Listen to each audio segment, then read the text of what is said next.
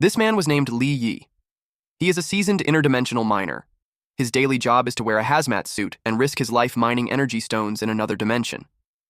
One of his colleagues said that the current month wasn't bad, and at that pace, he'd be able to pay off his parents' debt in a year or so. They guy added that if Yi would work in another 3 to 5 years, he could even afford a small apartment. Yi simply replied that he'll keep working hard, but in his head, he cursed at this heartless capitalist. The moment he clears the debt, he'll leave at once. Working another 3 to 5 years? He wouldn't do that. In his mind, they should be the one. Exposure to radiation in the interdimensional zone gives normal people a 1 in 1,000 chance of awakening, but it's also fatal. If not for their own circumstances, no one would put on a hazmat suit and work in the other world. While they rode the vehicle, the two guys in front of Yi gossiped about him. They knew him as the guy whose parents died in an accident 3 years ago, and not only did he receive compensation, he was also forced into debt. One guy knew that back then, NG Corporation insisted that his parents caused a $1 million loss. He felt bad for the kid. The other guy replied that there's nothing to pity because it was the kid's fault, since he's weak. He added that if it was him, he'd fight to death to make the corporation pay up. The guy joked that he thought the man would make them pay for their lives. The man replied that there's no point since those people are already dead, so he might as well just make some cash. He heard it all, especially the part when they called him weak. In his mind, there are times that the person becomes weak not because of themselves, but because the world is insane. When everything was ready, it was time for them to work. They thought there was a cave-in when the ground shook.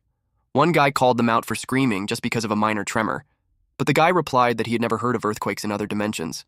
Another guy added that he never heard of it either, despite being in a lot of zones already. They wondered if it was caused by monsters. They suggest not working there, especially when the place had interdimensional humanoids before. Those monsters are even tougher than the Bug and Beasts clans. They agreed to stop working since it's too dangerous. The guy in charge told them to shut up. He clarified that the area was cleared by an awakened one 3 years ago, so there's no way humanoids would appear. He threatened them that if they said another word, he'd do something. But he was stabbed before he could even finish his sentence. They were all surprised when the supervisor got hit. Our MC froze in place. The supervisor coughed blood. The interdimensional humanoid arrives. They ran as the interdimensional humanoids chased after them. A lot of them were already hit. Yi knew that they were over 10 kilometers from the exit. He doubted that they would really be able to escape. It was totally beyond their ability to handle. His colleague was thrown at him and hit his back. They both crashed into a boulder. Yi coughed from the pain. When he got up, the others started the car already.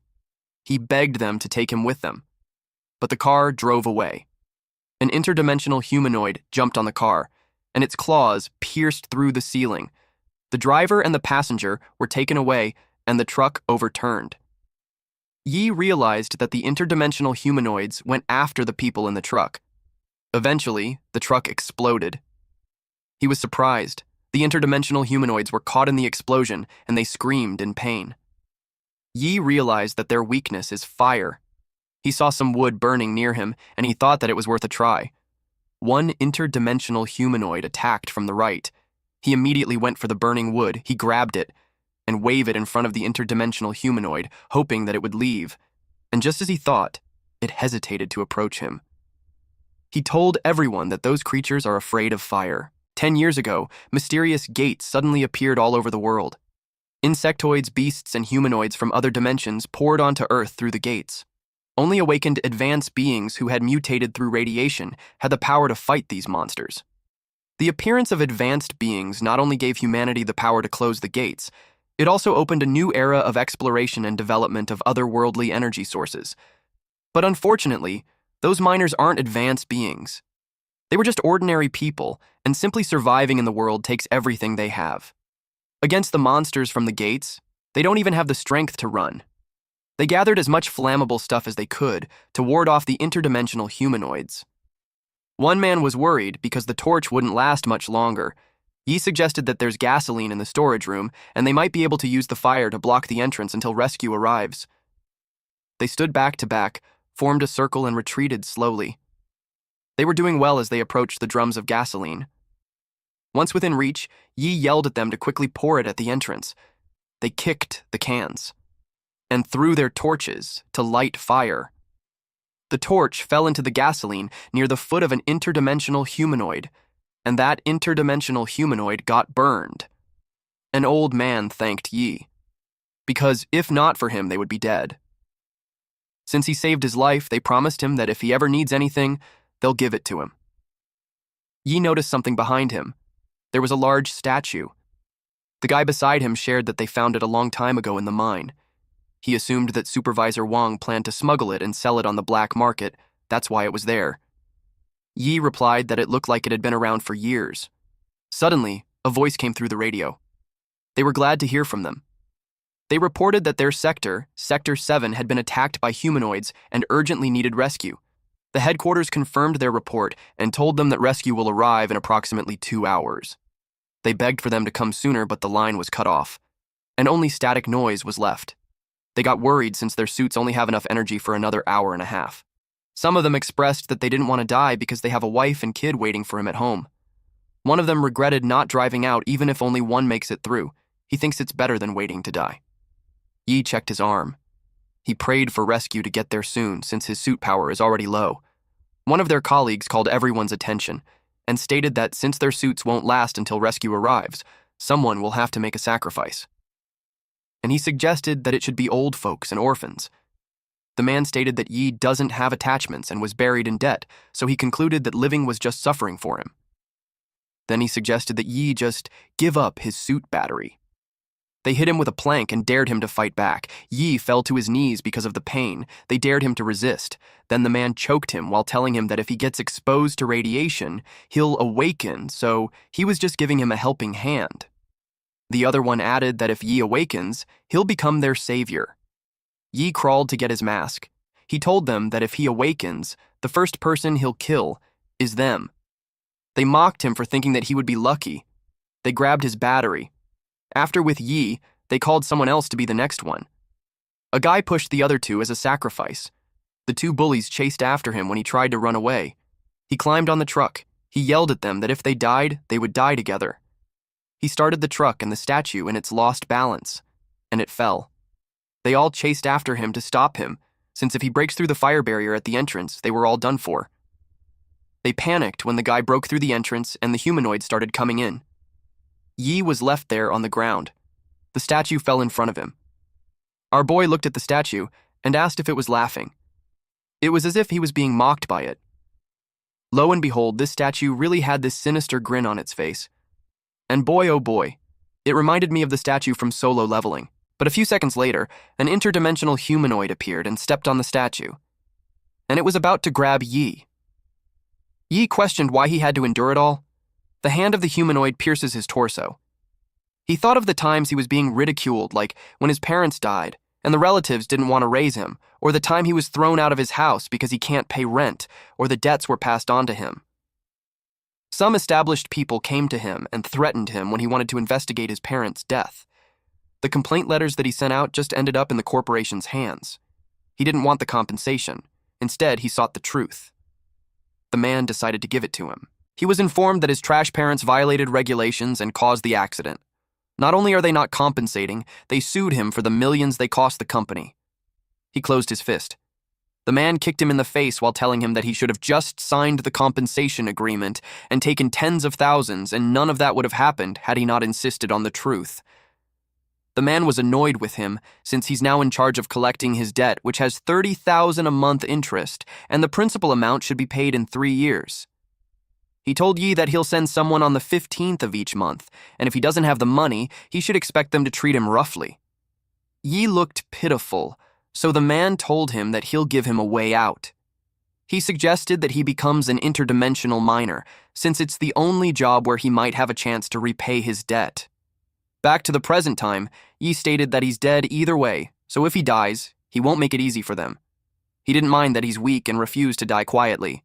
He bit the monster with all his might. The interdimensional creature threw him away.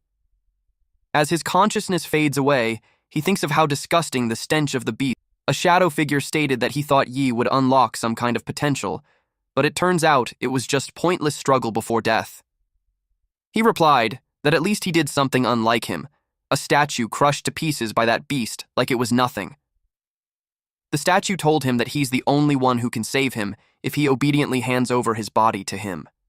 Yi replied that he's not interested. He'd rather die than be controlled, especially by an ugly freak. The statue laughed out loud that he'd rather die than submit. He called Yi a fool for thinking that he had the right to refuse. The shadow system was activated. The interdimensional humanoid who attacked Yi was surprised. The shadow made it kneel. The statue had possessed Yi's body, and it was taking its revenge on the interdimensional humanoid that stepped on him. The giant shadowish creature stepped on it. At this point, our boy had been fully engulfed by the shadow armor. An interdimensional humanoid roared from behind it.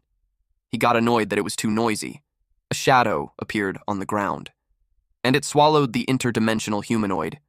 The next target was slashed.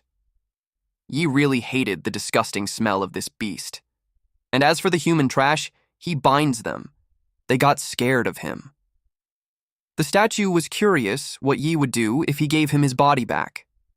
They begged Yi to spare them. They reasoned that they were just trying to survive, and added that without them, Yi wouldn't have awakened.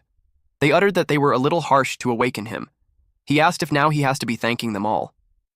Those men replied that there's no need to thank them and suggested that they pretend that nothing happened while he lets them free. Yi replied that not only will he let them go, he will also help them go out. He took their masks, which made those men cough blood. Once he was done with that, he approached the others. One of the guys reasoned that he didn't do anything. Unexpectedly, Yi gave them the batteries from the guys before. The statue whispered at Yi to put away his useless pity, because it will only get him killed. Yi told him to shut up since he doesn't need his preaching. The shadow challenges him to see if he's still that tough when he's on the brink of death. When he went out of the cave, he saw more humanoids. He didn't expect that there would be so many outside the cave. The shadow told him that he could hand over his body to him, or he could deal with the trash by himself. The shadow couldn't believe that his legs were already shaking from the simple rabble. The shadow reminded him that without his power, he was nothing. Yi jumped to avoid the attack while replying that he doesn't need his preaching. He kicked the claw of the humanoid. He noticed how light his body feels. The humanoid tried to slash him, while one of those creatures sneakily attacked from behind. He sensed it, and was able to dodge in time. He could tell that his reflexes and speed have increased a lot. The statue was mocked when he already had the shadow system, but he's still weak and pathetic. Yi gathered energy on his fist and told him to shut up. The humanoid creature was blasted away when Yi punched it. He was confused when his power increased so much, but he also knew that just using his body to attack wasn't enough to hurt them. He wished he had a weapon. And as if on cue, shadows gathered on his palm. To his surprise, a dagger was formed out of the shadows. He used it to see if it was effective. He slashed it, and learned that he can kill hybrids too, which led him to think that he had awakened. A humanoid had landed a blow on his back. He immediately counterattacked and beheaded it. He was glad to finally have the power to fight back. Blood splattered on the ground. Yi laid there, breathing heavily. He killed all of those abnormalities. Then the system notified him that his evolution was successful. He is now at E rank. The next thing we know is that Yi lays on the hospital bed while the nurse and the doctor check on him. The nurse reported that he had no injuries at all, and all vitals are normal, so it was a puzzle why he hasn't woken up yet. The doctor replied that it's normal for an ascender, especially in Yi's case where his stamina is totally drained, so his body needed to adjust to the new level. The nurse got interested in Yi when she found out that he's an ascender. She asked what level he is. The doctor noticed how she got excited and replied that they'll find out when he wakes up. The doctor told her that they will go to the next room, but she wanted to stay a little bit longer to stare at him since she finds Yi handsome. Meanwhile, the shadow was bothered that what he possessed was a human, an E rank, no less. He expected that with his status and power, once Yi awakened, he should have been at least S rank or A rank, at worst, B rank. And yet Yi was stuck in an E rank shell. But still, he finds him interesting since, despite being an E rank, he actually triggered the power of the shadow system and formed a shadow on the first try. It was just too bad that he can't withstand a 10,000th of his power. Yi woke up and asked why he's clinging to him. The shadow informed this lowly human that he's the ancient supreme entropy extinguisher's ruler of the otherworld realms. He commanded him to offer him his body, and once he reclaimed his throne from the traitors of his clan, he'll reward him generously. Yi thinks he's just making up stuff. He added that there's no way he'd give his body to something ugly like a cockroach. The shadow was insulted. Then he urged Yi to offer his body at once, since that's the only reason he exists. Yi wondered why it had latched onto him, of all people. He considered the possibility of it being an evil spirit possession.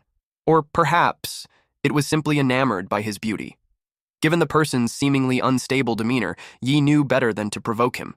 At one point, he even feared the man might try to force himself on him, something he thought he could handle. What truly unsettled him, however, was not knowing the entity's gender. He had a lot more intrusive thoughts, and it started to annoy the shadow. The shadow asked him what kind of nonsense he was thinking. It regretted having to choose that E-rank human being. If the situation hadn't been urgent, it would have picked an old dog over an E-rank trash. The shadow told him that he has 3 days, and if he doesn't reach D-rank within 3 days, he'd erase him completely. Yi got confused because from what he knew, he was in a hospital, and yet this shadow threw him in a portal. The shadow told Yi that he's in the insect nest, the E-rank trial of his race inside the gate of the otherworld. He told him that every Skyborn clan member can only attempt it once after reaching adulthood, and since he possessed Yi, it refreshed his trial count. A shielded armor beetle appeared. Yi was surprised that he knew that species. The shadow informed him that the shadow system that he was given reads from his knowledge base. He expected him to get used to it eventually. Our boy thought about the shadow system. Then he took out his dagger and slashed through it. He was surprised at how fast he was. The beetle hissed angrily. Yi knew its blind spot and targeted it. He jumped high so he could hit the beetle's back. After that, he landed behind it. The beetle immediately counterattacked. Yi had to pierce his dagger on the ground to find his footing. He didn't expect that its shell would be hard. The shadow called him useless. Then it asked if Yi only had brute force. Yi replied that how he fights is none of his business. The shadow warned him not to come begging for help when he lost. Yi was starting to get annoyed. He wondered if the beetle really has any weak points. It deflected his attacks and blasted him away. He crashed on a wall. He noticed a sticky liquid on his shoulder. The shadow told him to get up. Yi saw that it was from the beetle's cut, and it was its blood. He grinned when he finally found its weakness. The beetle attacked aggressively. Yi was determined to show who's the real coward. The shadow was surprised that he used Shadow Eye. He was able to cut some of the limbs. The shadow teased him by asking what was the point of breaking just one leg. Yi replied that without one of the front legs for defense, it will be much easier for him to hit its weak spot, and he needed to have a more effective weapon for that. He turned his dagger into a lance. He pierced the underside of the beetle to force it to get up. He knew the reason why the beetle was lying still, because its weak spot is its abdomen. He was exhausted, but he won. The beetle dropped a crystal. The shadow teased him for being out of breath from killing a mere E-rank shield bug. He suddenly felt a surge of power entering his body. He absorbed the crystal and realized it was an EXP pack. The system notified him of plus 0.2% to advance to D rank. The shadow notified him that it was an energy stone, and it has a chance to increase his ability level. He could sense that something was approaching, but he couldn't see anything. The shadow suggested that he use the Shadow Eye to look. He asked what the skill was. The shadow told him that he just needs to focus his shadow energy into his eyes to activate the Shadow Eye skill. He followed it and successfully activated his Shadow Eye level 1. The creature threw spikes at him. He almost got hit. When the spike got stuck on a rock, it emitted green, foamy substance. Yi asked what those darts were. He could sense the attack again. He was agile and flexible enough to evade it. He questioned if the Shadow Eye is defective because he couldn't see clearly. The shadow replied that it's not that it's ineffective, it was just because he's too weak. Upon hearing that, Yi decided to gather more energy. The shadow was amused that Yi, a tiny E-rank, can manipulate shadow energy so skillfully. Eventually, Yi saw that there's a warping sword bug, known as the Head Harvester, and the stinger launcher that specializes in ranged toxic stings. Those creatures are both in E-rank. The shadow could tell that he had already adapted to the knowledge base, but Yi saw that there's many of them. The monsters were everywhere. He remembered a human saying that when they see one cockroach, it means that there's already so much of it in the dark corners. The shadow praised him for finding a good position to avoid getting surrounded. He glared at them as he wielded daggers on both of his hands. Then he exudes a powerful energy while yelling at those monsters to get lost. The shadow was impressed that he already awakened the second form of the Shadow Eye. It was surprising since he was just an E rank. In Shadow Eye level 2, the shadow becomes his pupil, and every heartbeat of his enemy is a death knell. The system showed his stats. He's an E rank with a shadow system, and his abilities are Shadow Knowledge Base, Shadow Eye level 2, and Shadow Transformation. He noticed that the bug's movement had slowed down. It was slowed down by at least a half. He could see some purple spots on its body and wondered if those are its weaknesses. The system notified him that the weakness had been recorded. The shadow told him that it's the benefit of his Shadow Eye reaching Tier 2. Once he spots the weak point, his attacks can break through its defense. He realized that those guys have their weak points underneath. He used an attack called Shadow Thorn Great Burial, where the shadow appeared from the ground and formed spikes that skewered the bugs. This technique basically drives shadows into the ground and then pierces upward, dealing area damage. The system continuously notifies him of his breakthrough progress. He realized that each projector only gives 0.7% breakthrough value. Since he figured out their weaknesses, he decided to wrap it up quickly. He decided to take them all out in one go. As he slashes through them, the system continuously informs him of his breakthrough progress. He didn't expect that just Shadow Eye level 2 would boost his attack precision that much. Suddenly, a long green slender monster charges at him. The shadow acknowledged his fast reflexes, but it felt bad that his brain couldn't keep up. When he had taken a good look, he realized that it was a warp sword bug. The shadow was surprised that he morphed the shadow dagger into a whip. The bug hissed when he wrapped the shadow around it. He dared it to try jumping again, then he beheaded it. The weakness of this warp sword bug has been recorded by the system. The other bugs synchronously released their stingers at him. Yi made the shadow transform. Then he charges at them, targeting their butts. The system informed him of his D-rank breakthrough progress to be at 12.1%. He made several ropes out of the shadow and pulled down those warp sword bugs. The shadow commented that he's finally looking like someone who is worthy of the power, even if the pose is a bit ugly. The gift granted by the Eye of Shadows greatly boosts his senses, reflexes, strength, and control over shadows. Hence, the name Gift of Shadow Eye. His D-rank breakthrough progress has increased to 34.2%.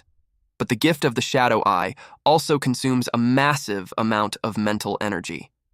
It's the price demanded by the Eye of Shadow. The shadow could tell that Yi had reached his limit. Yi's vision blurred. He was slashed by a bug who sneaked behind him, but he refuses to fall there, especially when he finally has power to avenge himself. A timer at 15:28:42 appeared. Yi thought of those NG group bastards who dared to cover up the truth about his parents' deaths and shamelessly forced him to mine to repay the debt. His progress continued to grow even as time slipped away. But he pushed through, driven by the power he now held to change everything, and he vowed never to give up. He will avenge himself and drag those arrogant bastards down to hell. He vowed to make them kneel and repent at his parents' graves. At this point, his remaining time is 2 minutes and 15 seconds, and his D-rank breakthrough progress is 95.4%. The shadow had observed his hatred, which aligned so well with the shadow system. It even nourishes the shadow energy. The promised time was near, so he told him to hurry. The timer kept running until there was only 7 seconds left. The shadow noticed that Yi planned to release all that shadow energy at once.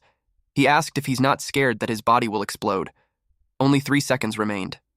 It was just a little more till he break through and he'd do anything just to get stronger. 1 second left and he unleashed a powerful energy. Eventually, the timer had reached 0. He leapt so high while his sword gave out a powerful energy. In that single powerful strike, he defeated all those bugs and reached 100% D-level breakthrough rate. With that, he was promoted to D-level. He was exhausted. The shadow teased him that he barely made it, but now he'd call him Little D. He glanced at the corpses and saw a weapon. The shadow explained to him that the insect nest used to be a beginner trial field for his people. The dagger, in human standards, would be at a level. Yi was confused that he called it a dagger when it's a great sword. It made him ask if all of the shadow's people are giants. The shadow replied that compared to his energy, those weapons are nothing. Yi doesn't agree to that. He decided to store them away. The shadow asked him if it can be used for something else. He replied that he's going to sell it. But he knew that only D-level awakeners can sell equipment, so he planned to stop by at the registration hall first. At the hall, Yi couldn't believe that he ranked at E-level. The receptionist explained that even when his physical stats are decent, there's no detectable energy fluctuation, so he's rated at E-level. And the record showed that he's a minor, so E-level advanced gets a 15% salary increase. When they left the hall, Yi sarcastically uttered that the shadow system is unmatched. The shadow replied that it's the human's limited perception that can't detect shadow energy. Thinking about it, Yi realized that being undetectable is a good thing. But it makes selling gear a bit harder, at the black market where all shady things happen. The shadow commented that it's fitting for the shadow system. Yi walked inside quietly. The men gossiping didn't notice him at first until someone pointed it out. The shadow commented that humans are funny. They embed a few gems on some iron and call it divine gear. Suddenly, he feels sorry for Yi. A man shooed Yi away. He looked down on him for being a minor and assumed that Yi couldn't pay for anything. Yi asked him if that's how he treats his customers. The man doubted that he's a customer and questioned him on what he could even afford.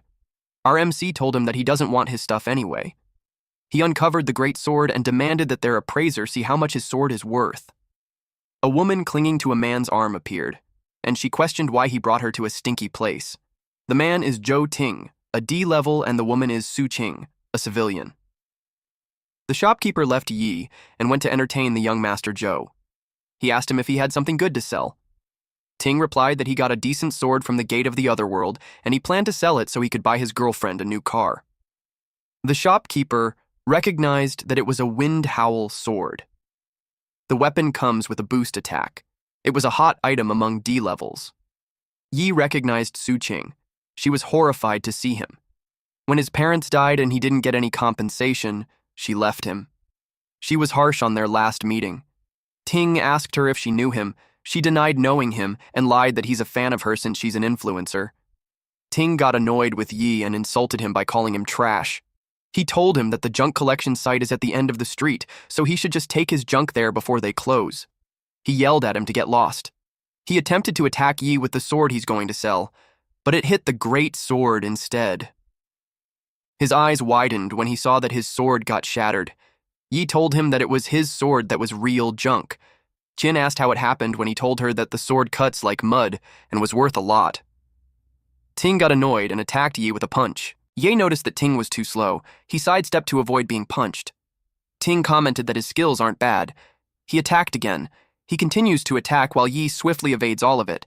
In Yi's head, the attack is way slower than the trials in the insectoid nest. While Ting was starting to get annoyed since he thought Yi was just a minor, but then he couldn't even hit him, even though he's D rank. He tightened his fist. Yi formed his shadow with a whip and wrapped it on Ting's fist. Ting yelled at him that a miner should crawl back into the mine. He asked if a dog shouldn't crawl back on the surface. He yanked the shadow whip and made Ting fall on the ground. Qing got worried for him. Yi mocked him by saying that he's fond of being a dog. Ting's anger heightened and he charged at Yi. Unexpectedly, a man with 2 guards entered and told them to stop. Ting was surprised to see Boss Wang. Wang is a D rank and the supervisor. He told Ting that even if he's a longtime customer, fighting in his shop is going a bit too far. Qing defended that the damned miner broke Ting's sword, that's why it led to that. The miner caught Wang's attention. He asked if Ting's weapon really got broken by his hand. Yi explained that it was him who attacked first, so if he broke his sword, it wasn't his fault. Wang asked him if that was really the case. Then he whispered that the sword in the kid's hand doesn't look ordinary. He asked if the same rule applies. Ting agreed to it since he'll get the money and the item for Wang. Wang told Yi that he'll act as a mediator. He asked if he could take a look at the sword first. When he grabbed it, he was surprised. The sword weighs over 100 pounds, and Yi had lifted it so easily. It made him wonder if Yi was an advanced one. He decided to test his limit first. He asked him where he got the weapon. Yi questioned them on when did the black market start checking owner IDs and item origins. He replied that he was just curious, and if Yi didn't want to say it, it was fine. Yi simply replied that he picked up the sword while mining. With that, Wang had confirmed that he's just a lowly miner. He checked the sword and stated that it was tough, but it has no added attributes. And at best, it's only worth a few hundred, whereas if Ting's sword wasn't broken, it would be worth over 2 million. Wang told him that since he's just a miner, life must have not been easy for him, so he'll just buy the sword for him.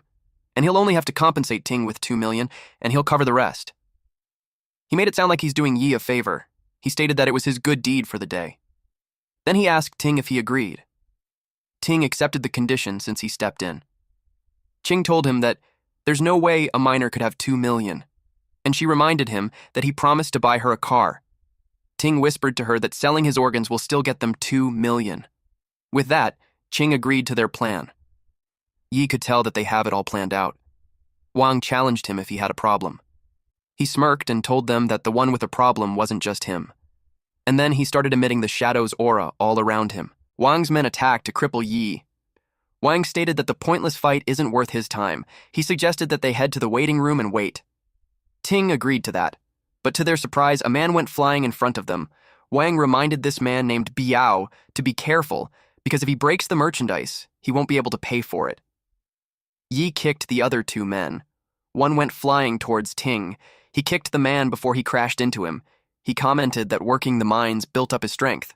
Yi told him that it's his turn. Ching wondered when he got good at fighting when he's a miner. Ting admitted that his moves aren't bad and he could take down a few nobodies. But he stated that in front of a D-rank advanced, he's just still trash. Yi raised his hand and slapped the shit out of him. It angered him since not even his dad dared to hit his face. He vowed to kill him. He threw a beam on his way and Yi blocked it with just his hand. He deflected it so well. That made Ting confused about what's happening. He described that it was like there's an invisible wall.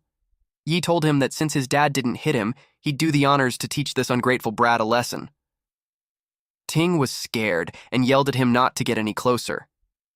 Ching couldn't believe that Ting, a D-rank advanced, could lose to a miner. Yi morphed the shadow into a spiderweb where Ting and Ching got caught in it. Ting realized that Yi wasn't just a miner. He asked if he's a C rank or B rank. He simply replied that he's an E rank miner certified by the guild. Ting couldn't believe that. He raised his hand, and Ting got nervous.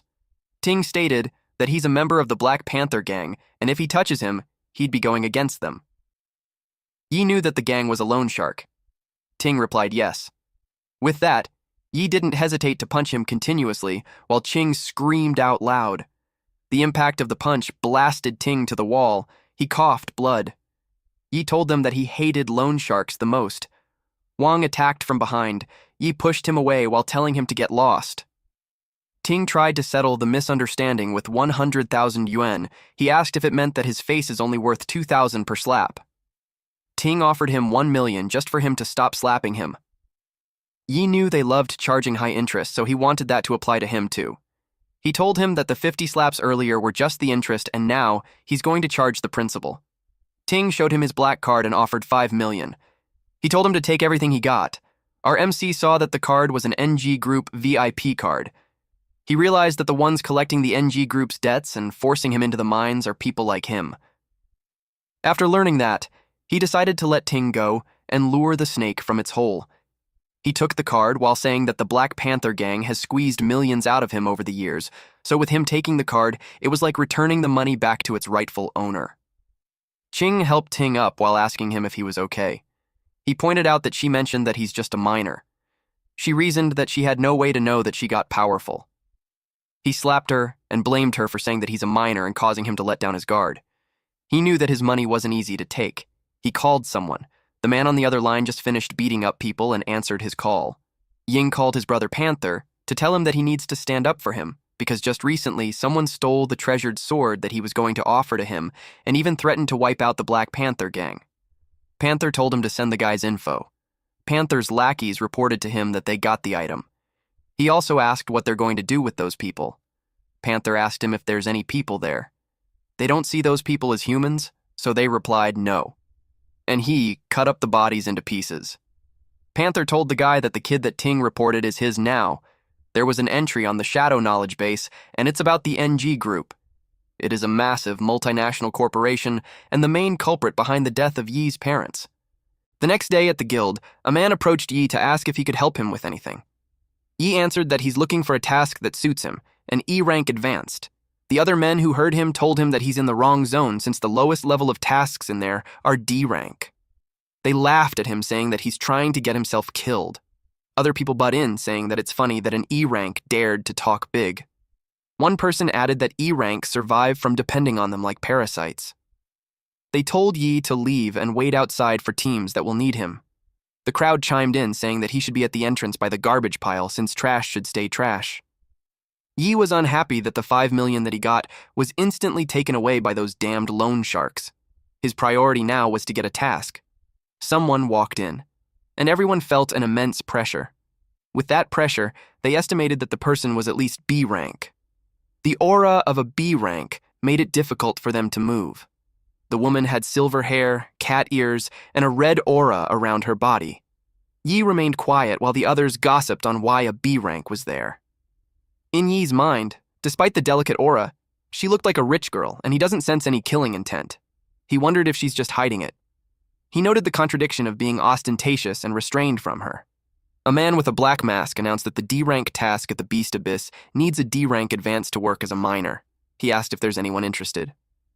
The crowd noticed Yi completely unfazed by the aura when their knees were already shaking. They expected that an E rank would have been down on the ground already, but Yi even took a step forward.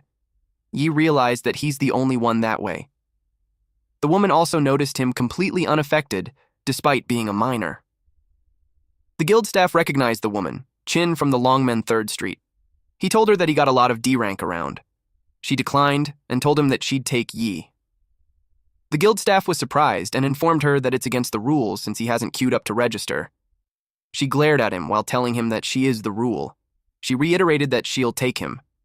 The man had no choice but to reply yes. Yi followed her. The guild staff couldn't believe it since it was his first time seeing her personally choose someone. It made him wonder what the story of the miner was. A few hours later, a gigantic, muscular monster with horns appeared. The bard played his flute. In their party, they have frontliners, damage dealers, and support. It was a pretty balanced team. In Yi's mind, the Minotaurs aren't a big deal. He watched them fight and he could tell that they were in sync, especially that a B-rank one led the team.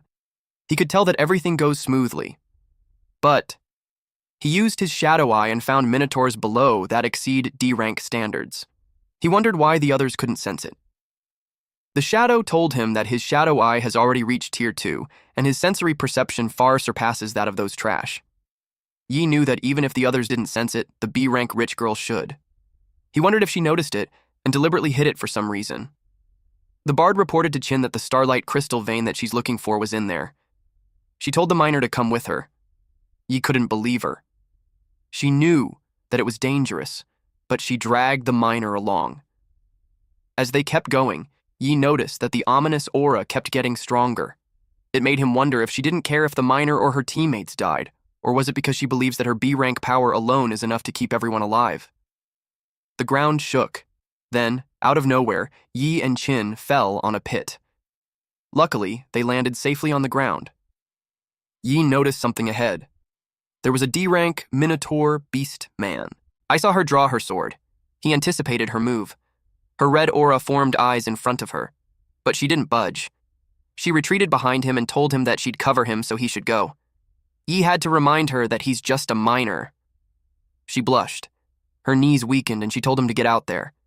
Yi couldn't believe her. She's a B rank, but she won't fight and she expects him, an E rank, to handle it. Yi had no motivation to risk his life, especially when he gets miner wages only. But then she promised him $1 million if he takes them out. He replied that it was for the money's sake, that he'll force himself. He took out his dagger to take action. 3 Minotaurs attacked altogether. One of them engaged with him while the other 2 ran past him. They targeted Chin. That got Yi worried for his $1 million. She created a red aura around her and blasted them away. He didn't expect her to have a move like that. He admitted that he misjudged her. A Minotaur leapt towards her. Yi rushed to her aid and slashed the monster away. He teased her for having a face that attracts hatred, but when he checked on her, she's already running away. He cuts through the Minotaurs while telling her that she's hopeless. She was out of breath already from running so fast. She expected to be safe already, but little did she know, a Minotaur was behind her. She turned around and was surprised to see it. She wondered why it wasn't afraid of her. The Minotaur lifted its wooden weapon. Yi finds it strange that she's not fighting back when she clearly has the ability. Her bracelet glowed, and it created a barrier around her, and that blasted the Minotaur away. Her bracelet broke. Yi realized that it was a protective charm, and her move earlier wasn't from her own power. He asked her if she's a non-combat type advanced. She was embarrassed as she replied yes. She told him to keep it a secret. He replied that it will cost her an extra. More Minotaur arrived. He asked why it was only attacking her. Shadow Eye Level 2 was activated. He saw a silhouette of someone. It actually masked its presence, that's why he didn't sense him first. The Minotaur's abnormal behavior was influenced by those strange fluctuations. Chin called out to him when a Minotaur came close to her. He slashed its head. But he was in a pinch when more Minotaurs gathered. He couldn't do area skills because Chin might have caught up in it. And if he didn't finish them all soon, he'd get worn down eventually. Since the target was Chin, he decided to give her to them. He told her that since both of her protective artifacts are used up and she's a non-combat type, she better be careful not to get ambushed. That embarrassed her. She couldn't believe that he said that out loud. A silhouette appeared behind her. The man unsheathes his knife. He was worried that a mere minor almost ruined his setup, but he still found his chance to kill her. The man wanted to hurt her because of her father. He slashed her. But before his attack landed, Yi already cut off his arm. All the while, Chin had no idea. That man was a bard. He was surprised. Yi informed Chin that the bard used infrasound to control the Minotaurs to attack her. She was surprised that it was Ludin. Ludin laughed at his carelessness of falling into the hands of a minor. He told him that he hasn't won yet. He collected the red energy from the Minotaurs. And he formed a gigantic red misty Minotaur. He wanted to demonstrate how terrifying a control type can be. From the aura, Yi could tell he's a C-class. Chin was surprised that Ludin absorbed the beastman's life force to strengthen himself. Suddenly, lava appeared on the ground. She suspects that he's upgrading into a C-class lava Minotaur. Yi couldn't believe that from D-class he immediately became a C-class. The chat was so wild that he felt inferior. A lava Minotaur C-class appeared in front of Yi and Chin, who are both D-class. The Minotaur roared loudly and attacked him. Yi blocked its attack by creating a barrier. Its next attack was a powerful explosion. It was his first time encountering the destructive power of C-class. It melted his barrier. Chin noticed that he received some burns. The Minotaur raised its axe. Yi grabbed Chin's hand and dragged her away. She was surprised when the axe almost came close to her face, but then she realized it couldn't move. Its movement was restricted with the shadow rope. She asked Yi if he's a control type too. He told her that he can't restrict him for too long, so she better run. He instructed her to run as far as she could once she entered the labyrinth. She was confused that he's not coming with her. He replied that he had to buy her time to escape. She got worried for him. He told her to hide herself well, and he'll come find her soon. It's not that he personally cares about her, but to him, she's $1 million investment. Ludin, who became the lava Minotaur, searched for him. Yi appeared behind him. He asked where he hid Chin. Then he attacked him with his axe. Yi suggested that he take a guess. He was taken aback that Yi appeared behind him and slashed his leg. But Yi was caught off guard. Because not even the cracks in the rock can be broken through. Ludin laughed at him for being stupid since he used a knife on a stone. Then he counterattacked with a punch. Yi had a hard time dealing with the large area of lava. He decided to lure him into an open space. He ran and Ludin chased after him. While Ludin charges forward, he asks if running is all he can do. Yi activated the Shadow Eye. He believes that no matter how strong he is, there is still a weak point. Ludin planned to kill him first, then he'll search for Chin. He yelled at him to die. Yi found his weak spot. He targeted that. He focused on it. Ludin told him that he knew what he's up to. He added that his little tricks are useless. Yi was overwhelmed with his incredible power. He couldn't believe that it was just C rank. Yi was backed on a wall and Ludin rushed straight towards him, but he just stood there waiting for the right moment. Ludin was amused that he's not running anymore. He also finds it funny that he's attempting to slash him again using daggers. He yelled that the piece of scrap metal could only tickle him. Yi waited for him to attack again. And he did, and it gave Yi the chance to target his weak spot. It was at the center of his back, but then it glowed brightly. Yi was caught off guard. The lava-like spot in his back was so hot that even the shadow energy can't fully block its heat. Yi commented that he's smarter than he thought. He realized that the guy knew how to protect his weak spot. Luden had no idea how Yi figured it out, but he confirmed that it was his weakness. He was confident to share that, because knowing it doesn't help Yi at all since the spot has temperatures over 2,000 degrees Celsius. He bargained that if reveals where Qin was, he'd spare him his life. Yi replied that he doesn't trust traitorous scum who sell out their own. It angered Luden. He yelled out loud, "You have a death wish!" Luden attacked using his axe. He challenged Yi to stop dodging if got guts. Yi made his shadow morph into a chain blade. Luden was caught off guard, so he teased him for dodging too. He found the chance and made the shadow morph into a rope. He targeted the weak spot. His shadow almost hit him, but it melted. He's starting to get annoyed. Meanwhile, Luden laughed at his useless attempt. He told him to give up his useless struggle. Yi notices that he's burning through too much of his shadow energy. It wasn't a good state, so he wondered if he should ask Qingtian for help. He decided not to. He was firm that even if it kills him, he won't let him take control of his body again. In addition to that, he knew that if he killed this C rank, he'd gain tons of EXP, so it was a golden chance that he didn't want to waste. He went for the blind spot again. Yi strongly believes that he's able to break through. He gave it his all despite being burned. The tip of the dagger had touched the burning spot. Luden yelled out loud. He was notified that HP was nearly depleted, and Berserk Rage was triggered. His attack, critical rate, and speed increased by 200%. Yi was confused as to why he suddenly went berserk. He was blasted away, which made him crash to a wall with a powerful impact. Luden didn't expect that a filthy miner would push him that far. Yi was burned from his attacks. He decided to end their fight now. Unexpectedly, Yi felt something in his body. He had no idea why the shadow energy became stronger than before. Qingtian told him that the energy had always been in his body. It's just that his body couldn't draw it out before because it hadn't been tempered by extreme heat. He told him that he accidentally hit the jackpot and unlocked a new form of shadow energy. Yi notices that the shadow energy is healing his wounds. Qingtian informed him that it's more than just healing. Luden noticed that too, and that his aura became creepier than before. He couldn't let him recover any further. Yi stepped back to avoid his attack. Luden couldn't believe that he could keep up with his triple speed boost. It made him question if he's really just an E rank. He decided to flood the whole place with lava so he won't have anywhere to run. As the lava splashed throughout the area, Yi just stood there. Luden was confident that the lava would turn him into ash. But to his surprise, Yi could stand in the lava without problems. He used shadow enhancement. The basic form was already strong, so it made him curious what the top level would be like. He teased Luden by calling him Boiler Boy and telling him that the heat was too low. Luden couldn't believe it. Yi pointed out how he was enjoying hacking and slashing until then.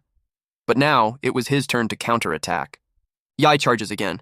He moved really fast, and it's because of the shadow enhancement in defense, strength, and speed, which increases those stats by 200%. Luden couldn't believe his hand was gone. He cursed Yi. He decided to grab him, but his hand disintegrates with just one swing of Yi's daggers. He made a replacement hand using lava. He proudly announced that as long as there's lava, he can regenerate endlessly, and his attacks are completely useless. Upon hearing that, Yi's brows furrowed. He replied that he doubted that he could do that because his energy seems to be getting weaker. Luden dared him to attack again to show it. Yi sliced his limbs and he challenged him to do it again and again. He didn't stop. To his surprise, he couldn't regenerate to his original state. He wondered how it was happening. Yi told him that his energy had reached its limit. He urged him to give up. Luden reasoned with him that they don't have anything against each other, so there's no reason for them to fight to death. He agreed to that, but also reasoned that he's being paid by Qin to keep her safe. Luden replied that money isn't a problem, because if he hands over Qin, and they're back in the city, he would give him more than what she offered. He's offering him 5 million. Yi knew that he would just be betrayed. There's a possibility that Luden would bring people to seek revenge, and he could lose his life. He replied that he wouldn't do that. He argues that he sees him as a backstabbing scumbag. With that statement, Yi got an idea, and that is to turn a traitor like him to Qin Shaoshang. He'd definitely pay far more to punish his daughter's attacker, and by saving his daughter and capturing a traitor, he'd have the boss of Dragon Gate 3 Streets owing him a personal favor. It's worth way more than 5 million. Luda knew he'd be tortured to death in Shaoshang's hands, and the organization won't let his family go.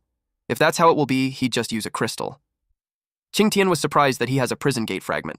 He told Yi that if that fragment gets destroyed, the beast realm will lose its only connection to the outside world. The portal will vanish, and they will be trapped in there forever. Ludin expressed that Yi had forced him to resort to that. A trail of light passes through Ludin's hand. It was Yi. He grabbed the fragment and stabbed the weak spot, which made Ludin yell out loud. His body got slashed all over, and he fell on the ground. After that, the core was pulled into Yi, which gives him a skill upgrade. Shadow Sense 2 became the ultimate Shadow Sense. A rumbling sound followed. Qingtian informed him that without the lava and Minotaur's energy keeping it stable, the beast realm is collapsing. At the beast abyss, exit. They made it out. The other players were talking about how it was terrifying and barely made it out. Qin expressed to Yi that she had no idea that he was that strong and way beyond E rank. She invited him to join Dragon Gate 3 Streets since she's certain that her father would treat a fighter like him very well. Yi replied that he's not interested in joining any organization, and he requested her to keep his abilities a secret. She didn't push further, and instead she gave him his reward.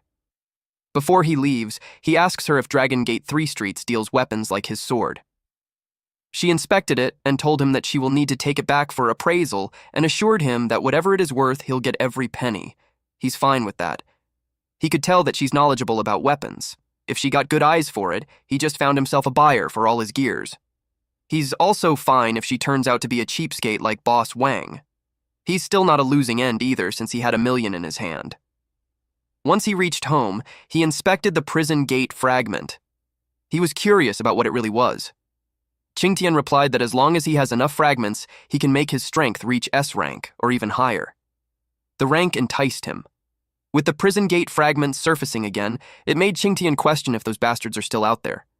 He knew he needed to speed up his recovery, and that kid was the key. He imagined that one day the kid will have to face things beyond human understanding. He contemplated if it's time to warn him already. Eventually, he decided that it was too soon and that it would just terrify the kid. He decided to let him get stronger first, at the NG Group E-Class Wraith Zone. The place was under lockdown due to the mining incident. Yi stood at the edge of the cliff and surveyed the area. He saw that there's 1 B-Class and 3 C-Class guards. He couldn't believe that they deployed that many advanced fighters to guard it. Just as he thought, with his current strength, there's no way for him to uncover the truth yet. Qingtian asked what was worth investigating on a lowly E-Class dimensional rift. He replied that his parents' death and the truth behind them are there. Back then, he was given 200,000 as compensation from the NG Group. He was encouraged to take the money and to sign a form to acknowledge that his parents' death was accidental. When he didn't move, the arrogant man asked him if it was not enough. He replied that he wants the truth. The man insists that there was an accident and his parents and the other miners died. But Yi refused to believe it since both of his parents are C-Class awakened. He wanted to go in and check, hoping that they were still alive. A large, muscular man grabbed him and informed him that anything can happen in a Wraith Zone, even C-Class can die. He argues that it was just an E-Class Wraith Zone, so Wraiths there shouldn't be stronger than E-Class. The man grabbed his collar and told him to behave. Yi argues that even if his parents were attacked, they could still make it out alive. The man got angry, thinking that he's just trying to extort more money. He was about to punch him. Suddenly, someone yelled, "Stop!" It was Ning Donghao, the chairman of NG Group, A-Class Awakened. Chairman Ning scolded his men because he gave them an order before to properly console the victim's family. He gave Yi additional money to help him get through his current troubles. Yi insists that he doesn't want the money since he just wants the truth. He promised him that they will investigate thoroughly and give him a proper explanation. Yi believed him and expected that the truth would come out soon.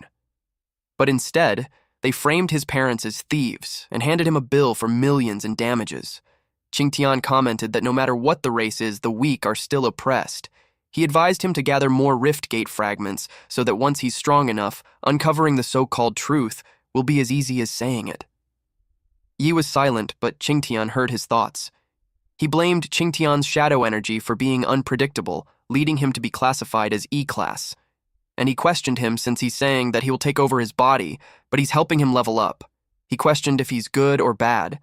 He thought that if he had proven that this guy was crazy, then his claim to raise him to S-class would just be lunacy. Qingtian told him to stop, and expressed that if he didn't find any potential in him, then he wouldn't even bother with him. He replied that he hasn't said anything, but he's getting angry. It made him think of him as a lunatic even more.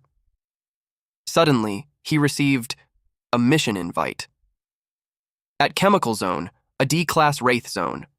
A man in a suit asked Yi why he was late. He replied that it was far, but the reality is he rushed there from another E-class Wraith zone. An old man recognized him. He greeted this man named Uncle Hao. Hao was happy to see him. It had been 5 years since it was Yi's parents' accident. The other men with them expressed that they thought they were waiting for someone important, and yet it turns out to be a deadbeat monster. These men who showed hostility towards him are Guer, Gusan, and Gu-Da, who are all mercenary and C-class awakened. The man in the suit explained that the mission involves mining and they didn't want to trouble the advanced fighters. Guer yelled at him to stop wasting time and just tell them the mission. The man in suit explained that the rift is a D-class Wraith zone, and their task is to find ice crystal ore and mine 60 kilograms as samples. Meanwhile, Yi took notice that there are C-class awakeners for a D-class Wraith zone. It was overkill. There was one guy in robe, his name is Heizi, also a mercenary and C-class awakened. From the bloodlust coming from them, Yi could tell that none of them are decent people. Plus, he can faintly sense another C-class presence inside the Wraith zone. A man watched the entrance of the rift through his mobile phone. He uttered that all his toys had been gathered. It was time for him to begin the hunt. This person is Blood Leopard's second in command of the Black Leopard Gang. They entered the rift, and while walking, Hao asked Yi if he didn't need to wear a protective suit. Yi replied that there was no need because he's awake now and he can handle it. San commented that an ascended miner is a rare breed, or reminded him to mind his mouth because Yi was the king of trash heaps. Hao warned Yi not to mind them. Yi assured him that he's not reckless. Yi checked the area and noticed that the vegetation in there seems deliberately altered for hiding, and he felt a lurking killing intent nearby. He saw something cross in front of him. In his head, this stalker could no longer hold back. He wondered if it will continue to hide in the shadows, or if he has other plans. San yelled at Yi to move his feet. Hao replied that they will speed up. Yi knew it was the perfect time to use the environment to shake them off and observe from the shadows. He grabbed Uncle Hao and told him to hold on tight. Da complained that the miner was so fast, they yelled at him to stop. Told them that it's fine since those two are just pieces of trash, and if they leave them, they will be as good as dead. The red-haired man sat on a branch as he watched those Gu brothers. He wondered if the others sensed danger. He ran his mouth across his lip and thought that it was fine too, since if everyone was as dumb as those three, the game would be way too boring. Da told that he could tell something was off about the mission. Ever since they came in, they could feel that someone was watching them. Told them not to be paranoid. He told them that it was just a D-rank mission, and the three of them are C ranks, so they can handle it. San replied that he feels weird too, like a chill runs down his back. He suggested that they head back. Told him to stop panicking, but just as he said that, their eyes widened. San was attacked from behind, red strings wrapped around his head. He recognized Blood Leopard, told him to let him go and they can talk it out. Blood Leopard replied that they kept provoking their Black Leopard Gang over and over again.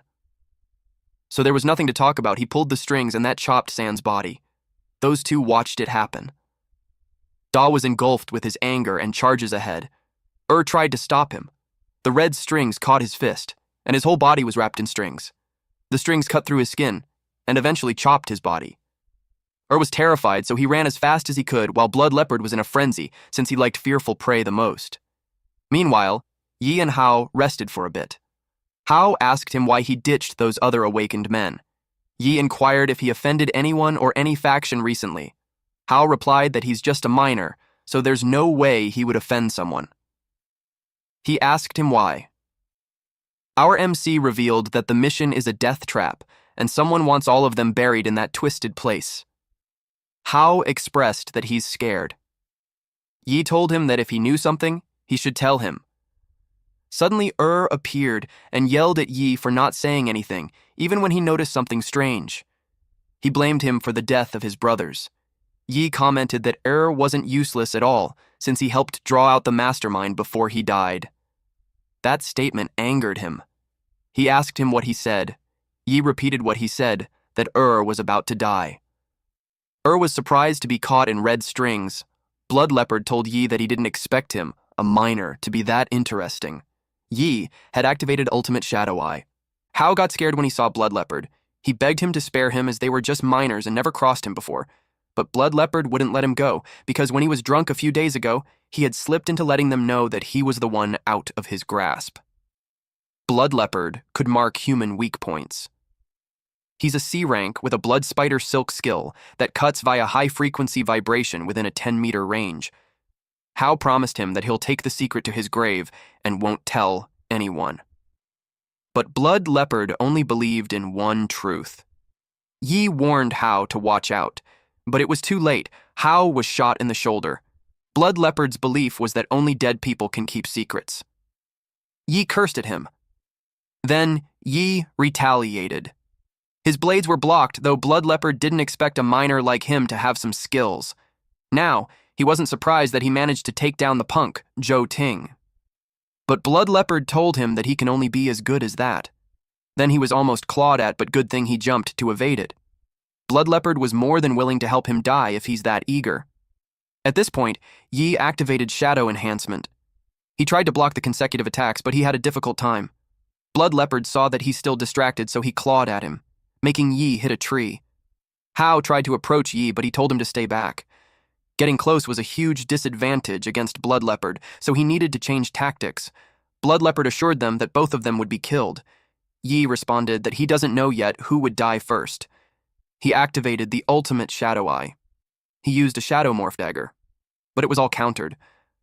Blood Leopard taunted him by asking if that was all he got, but he had more tricks on his sleeve. Blood Leopard was amused that he had a lot of tricks for a minor, but too bad, he was just an E rank. Suddenly, Gu-san appeared from the ground, and then he wrapped his snake-like body around Blood Leopard. Blood Leopard expected him to wait until the end to make his move. Too bad for him, his skill was his biggest weakness. Because close combat is Blood Leopard's domain. Red strings wrapped around Gu's head and the neck, and he was sliced to pieces. Yi was overwhelmed that the C rank was taken out just like that. He was way weaker than him, so he shifted his focus on getting out there first with Hao. But Blood Leopard wouldn't let them escape. The night deepened. Yi treated Hao's wound first. He promised to find a way for him to get out later. But Hao encouraged him to just go on his own because dragging him will only slow him down. Yi probed what exactly he did for Blood Leopard to want him dead so badly. He revealed that it was because he discovered the truth about his parents' death. Yi's expression changed. In a serious and firm tone, he probed about it further. Yi yelled at Hao to tell him what he knew. Hao admitted that he wasn't sure at first, but now that Blood Leopard had come to kill him, it confirmed that there was something wrong with Kuishi Hao. He shared that before the mining accident happened back then, his father suspected Kuishi Hao was conducting dangerous experiments in the mining area. He never expected the mining accident to happen just a few days later, and his parents were framed for stealing ore. Yi questioned him on why he didn't say anything back then. He admitted that he was scared. After all, he was just a minor. He couldn't afford to lose his job, especially when he has a family to support. Yi was disappointed in him for just standing by, while his parents suffered such injustice. The guilt ate him up that he had too many drinks and slipped that to someone, bringing that fatal disaster on himself.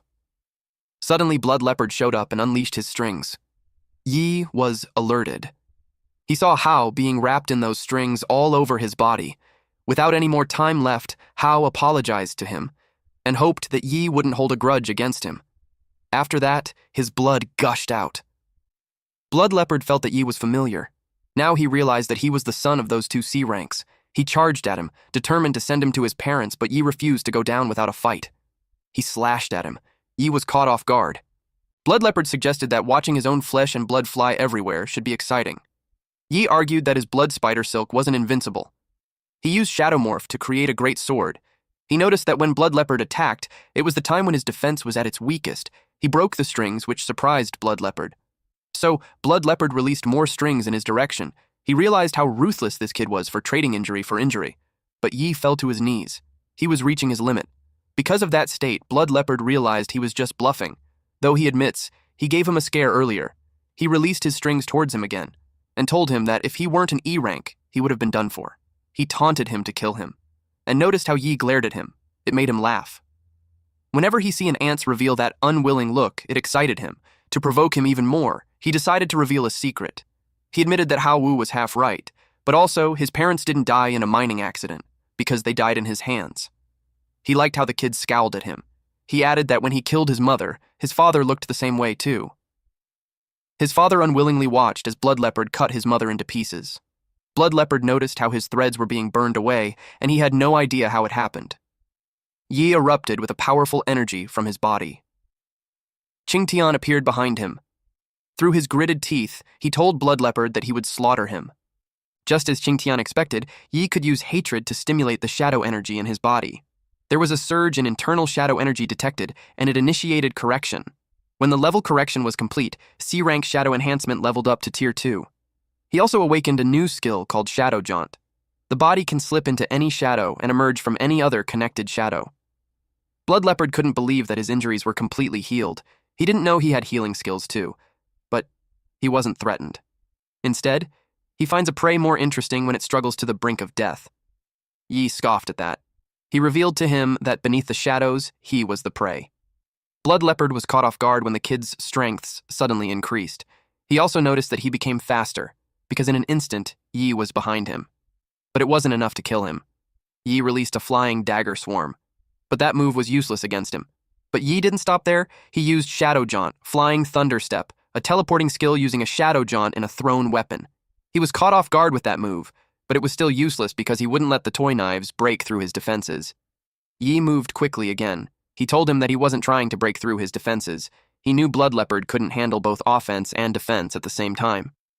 It was because the speed at which he controlled his blood threads kept up with his reaction speed, and that was his weakness. Yi moved quickly as he slashed him all over, making Blood Leopard cough blood. Blood Leopard couldn't believe that he'd lost to a miner. Yi interrogated him on what really happened with the mining accident back then. Blood Leopard was about to reveal about his mother, but Yi had moved his dagger and cut off his arm. He screamed in pain. Yi's patience was running thin. Blood Leopard dared him on what he's going to do if he told him. He blamed everything on Kui Shihao. Yi's father stumbled upon his experiment back then, and because he was afraid the matter would be exposed, he had them kill his parents in a fake mining accident. It made Yi angrier. After knowing that it was someone from the NG group, he expected Yi to be scared, so he advised him to just let him go. But before he could finish his sentence, Yi had already beheaded him. Yi was determined not to let go of any single person involved in his parents' murder. It started raining that night. When Yi visited the NG group headquarters, he saw Shihao about to ride the car. Knowing that he could be reckless, Qingtian had to remind him not to go seek pointless death even if he had advanced to C rank, and he should be able to sense that there's an A rank nearby. He knew that. Both the chairman of the NG group and the A rank advanced Ning Donghao were both in the car. He followed the car, while assuring Qingtian that he won't be so reckless as to make a move on Shihao there. And besides that, he doesn't completely trust Blood Leopard's words. His plan was to investigate whether the matter with his parents was ordered by Shihao alone or if the entire NG group was involved. It also didn't matter to him if Ning Donghao was involved, because to him a debt of blood must be paid in blood. They arrived at the Black Panther gang's warehouse. It made Yi curious what Shihao was doing there in the middle of the night. A man wearing only a black trench coat and pants ordered his subordinates to be careful with the experimental equipment that they carried. Shihao asked him if the old miner Hao Wu was dead. He replied that Blood Leopard was currently missing, and the otherworldly gate he used to infiltrate also had disappeared. But to him, it didn't matter if they could confirm Hao's death or not. Shihao wondered what had happened when Blood Leopard was a C rank. The man in black trenchcoat suspected that he underestimated his enemy. Among the people he killed were 4 C rank advanced. Shihao wanted the equipment to be moved quickly to avoid any complications from delays. The experiment was at a critical stage at the moment, so there shouldn't be any slip-ups. The man asked if the money was ready. Shihao assured him there was nothing to worry about. Yi continued to eavesdrop at them. He figured out that Shi Hao was the culprit all along. The man in black trench coat sensed him. He burned the crate as he asked who was there. In a flash, Yi was gone. Shi Hao asked him what was wrong. He doubted if it was his imagination, but he couldn't deny the killing intent he sensed. Yi was almost discovered. He hid behind another crate again while thinking to himself how C rank was still not enough. The next day, in the Qin group, it was an enterprise of Qin Shaoshang, president of Longmen 3rd Street. Yi stood outside the building. Qing Tian knew he wasn't looking for any available missions that early in the morning, so he asked him what he was doing there. He was there to find the third fragment and to see how much his weapon was worth. A woman approached him and asked if she could help him with anything. He informed her that he was looking for Qin Xiyin. She asked him if he had an appointment. A woman clinging to a green-haired man's arm saw him and looked down on him. She told him that the place wasn't for a poor minder to get into. He even dared to say the eldest young Mrs. name directly. Yi recognized Su Qing. The woman continued to insult him in front of Su Qing. Su asked why he wasn't thrown out yet. Yi approached them and asked if that was the hospitality of the Longmen 3rd Street. Su replied that a poor fellow like him doesn't count as a guest. He insulted him even more by saying that he wasn't even fit to be the Qin family's dog. Yi wondered if all the people from the Qin family were all arrogant and dominant. He lost hope in contacting Qin Xiyin. He decided to just leave. But Su wouldn't let him walk out just like that. He ordered the guards to cripple him. He used a shadow jaunt. And in a blink of an eye, those men were taken down, and he was holding Su by his jaw. The woman yelled at him to let go of the young master Qin, otherwise the Qin family wouldn't let him off. He threw Su at the woman and they both fell. Yi let them go for Xiyin's sake. But Su was enraged. He wanted to kill him right there and then. Yi turned to him. They were going to attack each other when someone stood in the center and kept them at arm's length while telling them to stop. A silver-haired woman appeared and told Yi that he had a lot of nerve for daring to cause trouble at the Qin group. Su yelled at Yi that he's dead for causing trouble at the Qin group. He was certain that his cousin wouldn't let him off. The silver-haired girl ordered to throw him out. Su complained that she's letting him off too easily. He suggested breaking his arms and legs, but Su was the one grabbed. He asked his cousin what she's doing when she's his cousin. The woman also intervened, saying that the poor miner spoke her name directly, and the young master Qin was just venting anger for her. She told them that he was her friend, so there's nothing wrong with him calling her name. He ordered to escort the arrogant and domineering security guards and the junior employee, the woman, out, and they were never to be hired again. The woman reminded young Master Qin that she was his girlfriend, and expected him to speak up for her when she gave everything to him. Xian also warned Su how he wants to be addressed. If he dared to use the Qin family's name to swagger and swindle again, she would absolutely not forgive him. After that, Xian greeted Yi. She invited him to sit for a while. Then she apologized that a junior from a side branch of the family had caused him some embarrassment. He replied that it's fine, since every family had some few mischievous relatives. She ushered him into a room. But a staff member interrupted her, saying that the president wanted to see her. She told him to wait for a moment and she'll be back soon. He replied that it was fine. She asked the staff if it was something important, but the president didn't say anything to her except that seeing must go immediately. When they were gone, the exit was blocked. And someone came out. The old distinguished gentleman asked Yi who he was. He used the ultimate shadow eye and learned that this person was an A rank. He had the skill of Eye of Deterrence, which inspires fear in the opponent's heart and restricts movement. He also had Furious Thunder, which rapidly increases lightning attribute and enhances all stats. Yi was cautious with him since he was an A rank with 2 skills. He asked if there was some misunderstanding because he's just a minor. Deep inside, he was disgusted with this mental attack. Shadow enhancement was completely useless against it too. On the other hand, the man was amused that the Eye of Deterrence actually failed to inspire fear in his heart. He replied that it wasn't that simple. He released a lightning attack on him. He was impressed that he was able to withstand that blow. He assumed that he was at least a B-rank strength, and yet he still dared to say that he's a minor. He demanded him to speak about his motive for faking his identity to get close to Xian. Before he could finish his threat, someone spoke his name, Qin Shaoshang, loudly. It was Xian. She pinched his ear and got mad at him for calling her away on purpose, just so he could interrogate her friend. He must have nothing better to do. Xian dragged him away. He told her to be gentle and let her dad save face. She told him to get out and never harass her friend again. Yi realized that the man was Qin Xiao Shang, the one in charge of the Longmen 3rd Street. Xiyin apologized to him for her dad's actions. She explained that he always thinks that people who get close to her have impure intentions. He replied that it's understandable and her dad was worried about her being cheated by a scumbag. She was surprised that he knew his dad very well, but in fact it was hard not to. Her dad was just outside the glass door, and his inner thoughts were being spoken out loud. Xiyin was irked with his behavior. She yelled at him to get lost. When the situation settled, Xiyin gave Yi a card with a 5 million deposit. She explained that the material of the greatsword from before was a bit special, so the client wanted to give a specific price after it had been appraised. That was not a problem for him. He also admitted that he was there for another reason.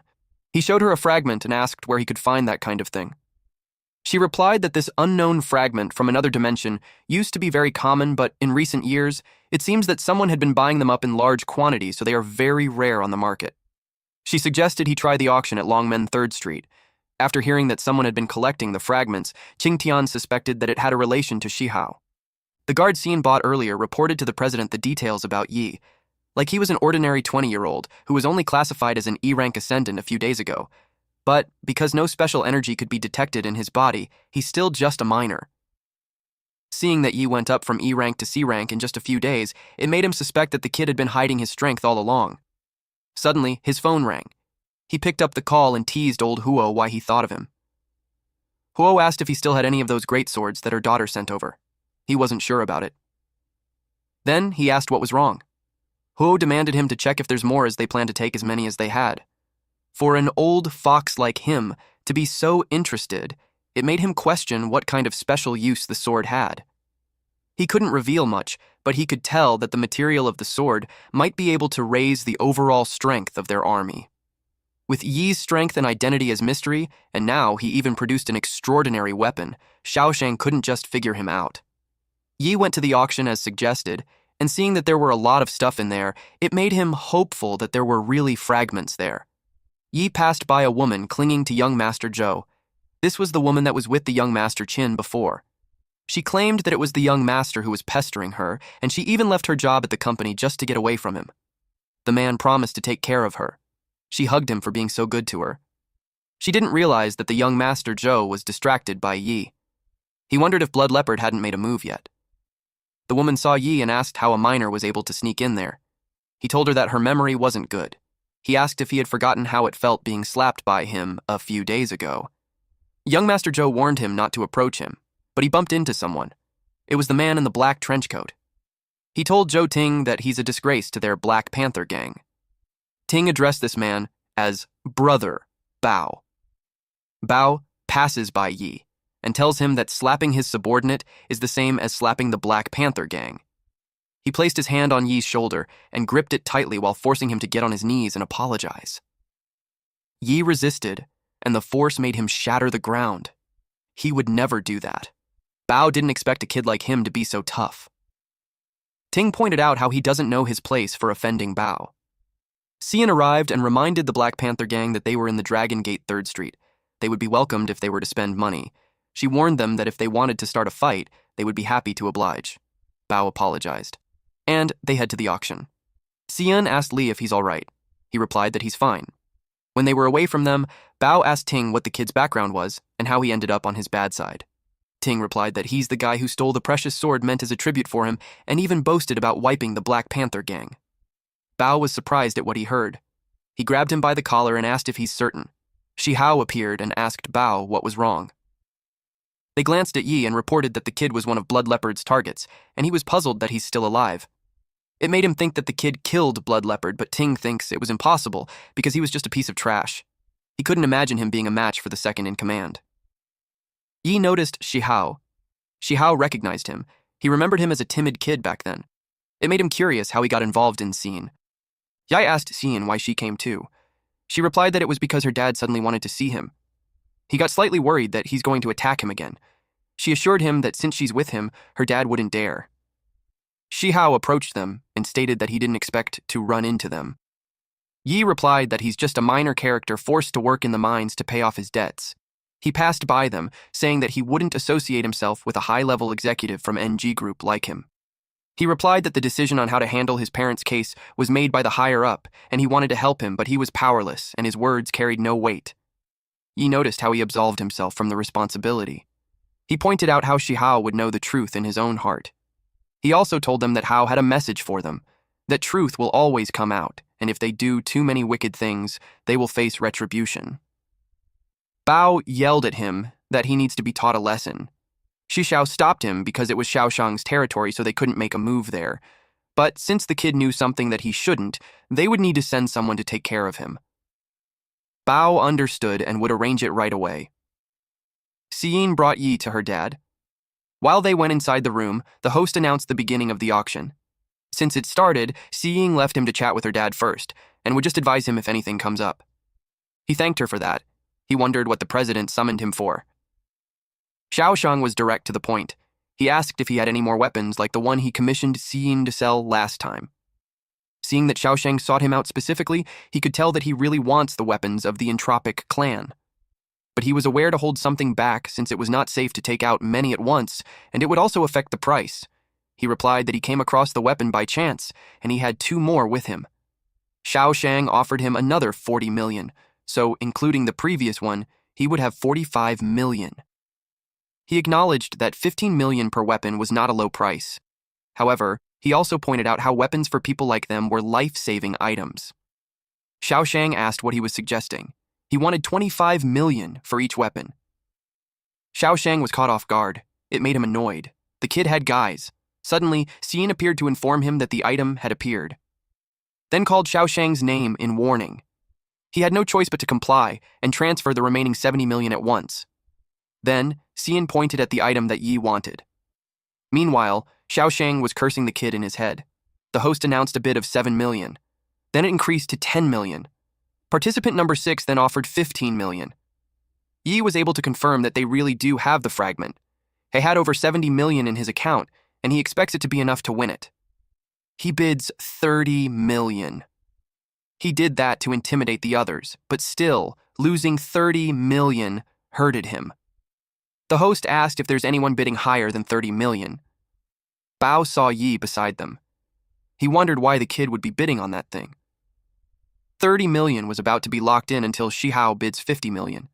He challenged the kid on how much money he could spend to compete.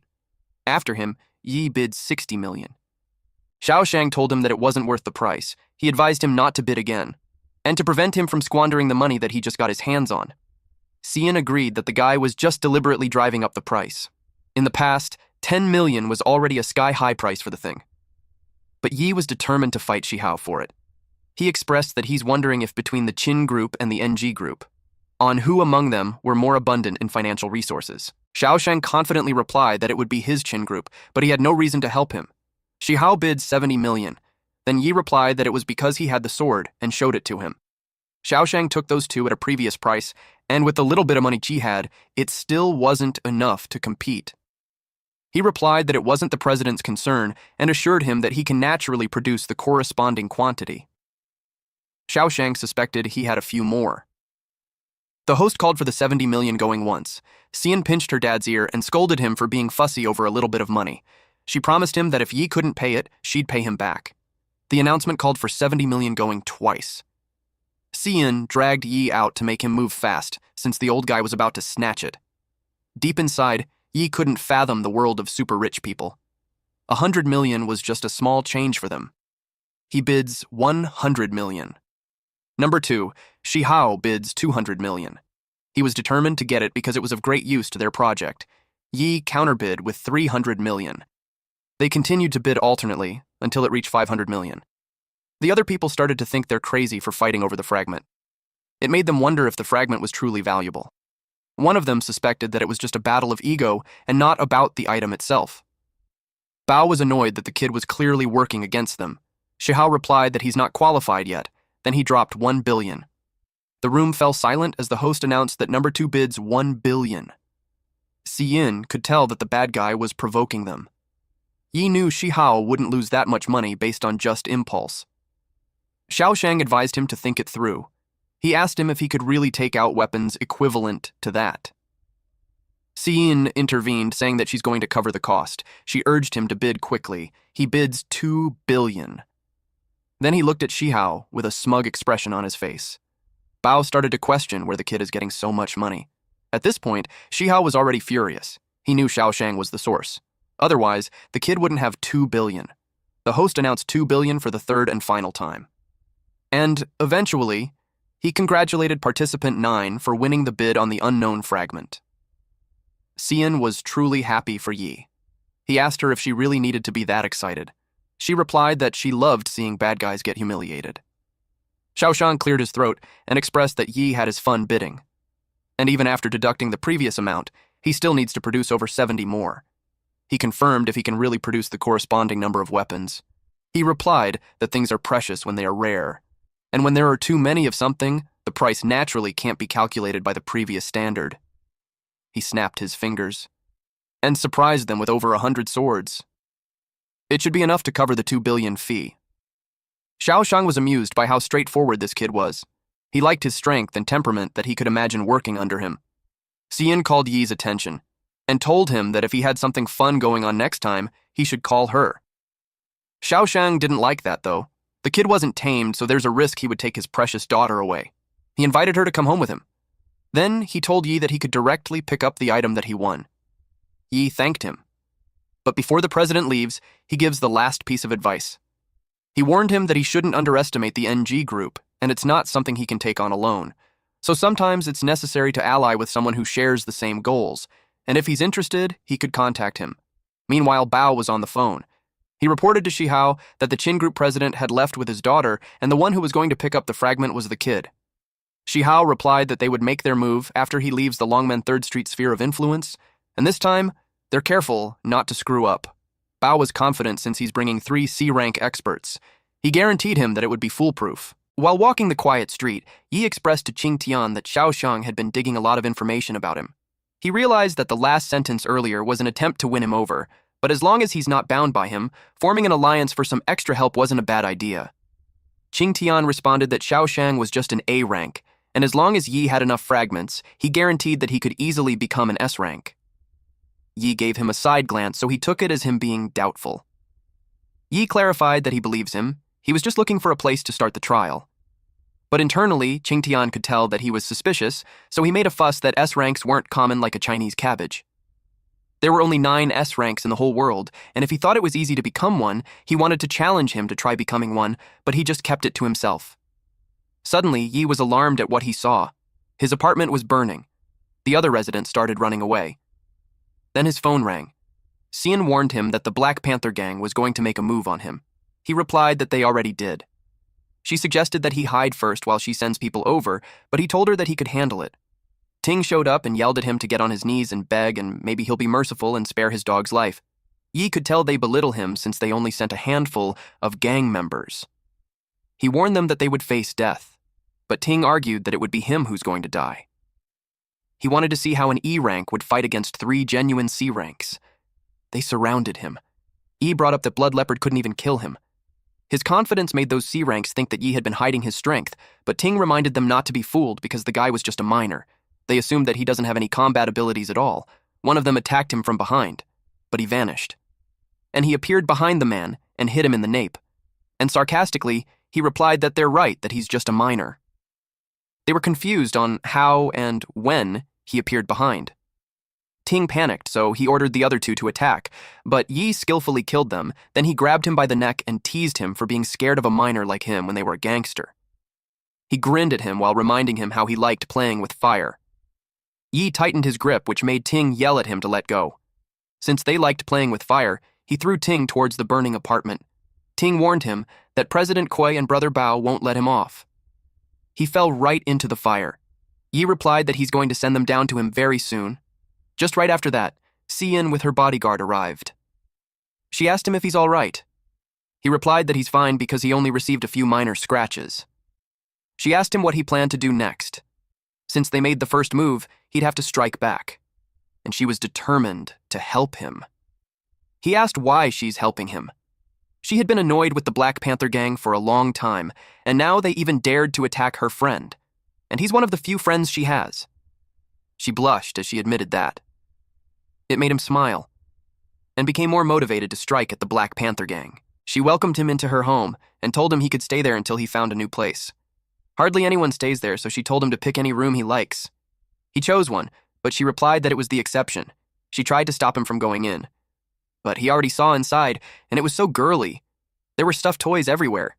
He told her that it suits her well. She was worried that he would find it childish for the heiress of the Chin Corporation to like that kind of stuff. He didn't mind, since he thinks it's normal for girls to like those things. She pushed him out of the room. It made her blush when he said that it makes her cuter than when she's acting all cold and aloof outside. No one had ever used that word to describe her before. Suddenly, her stomach grumbled. It made her embarrassed. He laughed. She reasoned that if she wasn't worried he would be in danger, she wouldn't be starving. He took out some snacks and gave it to her. Those were the food he prepared for emergencies. She was confused where it came from.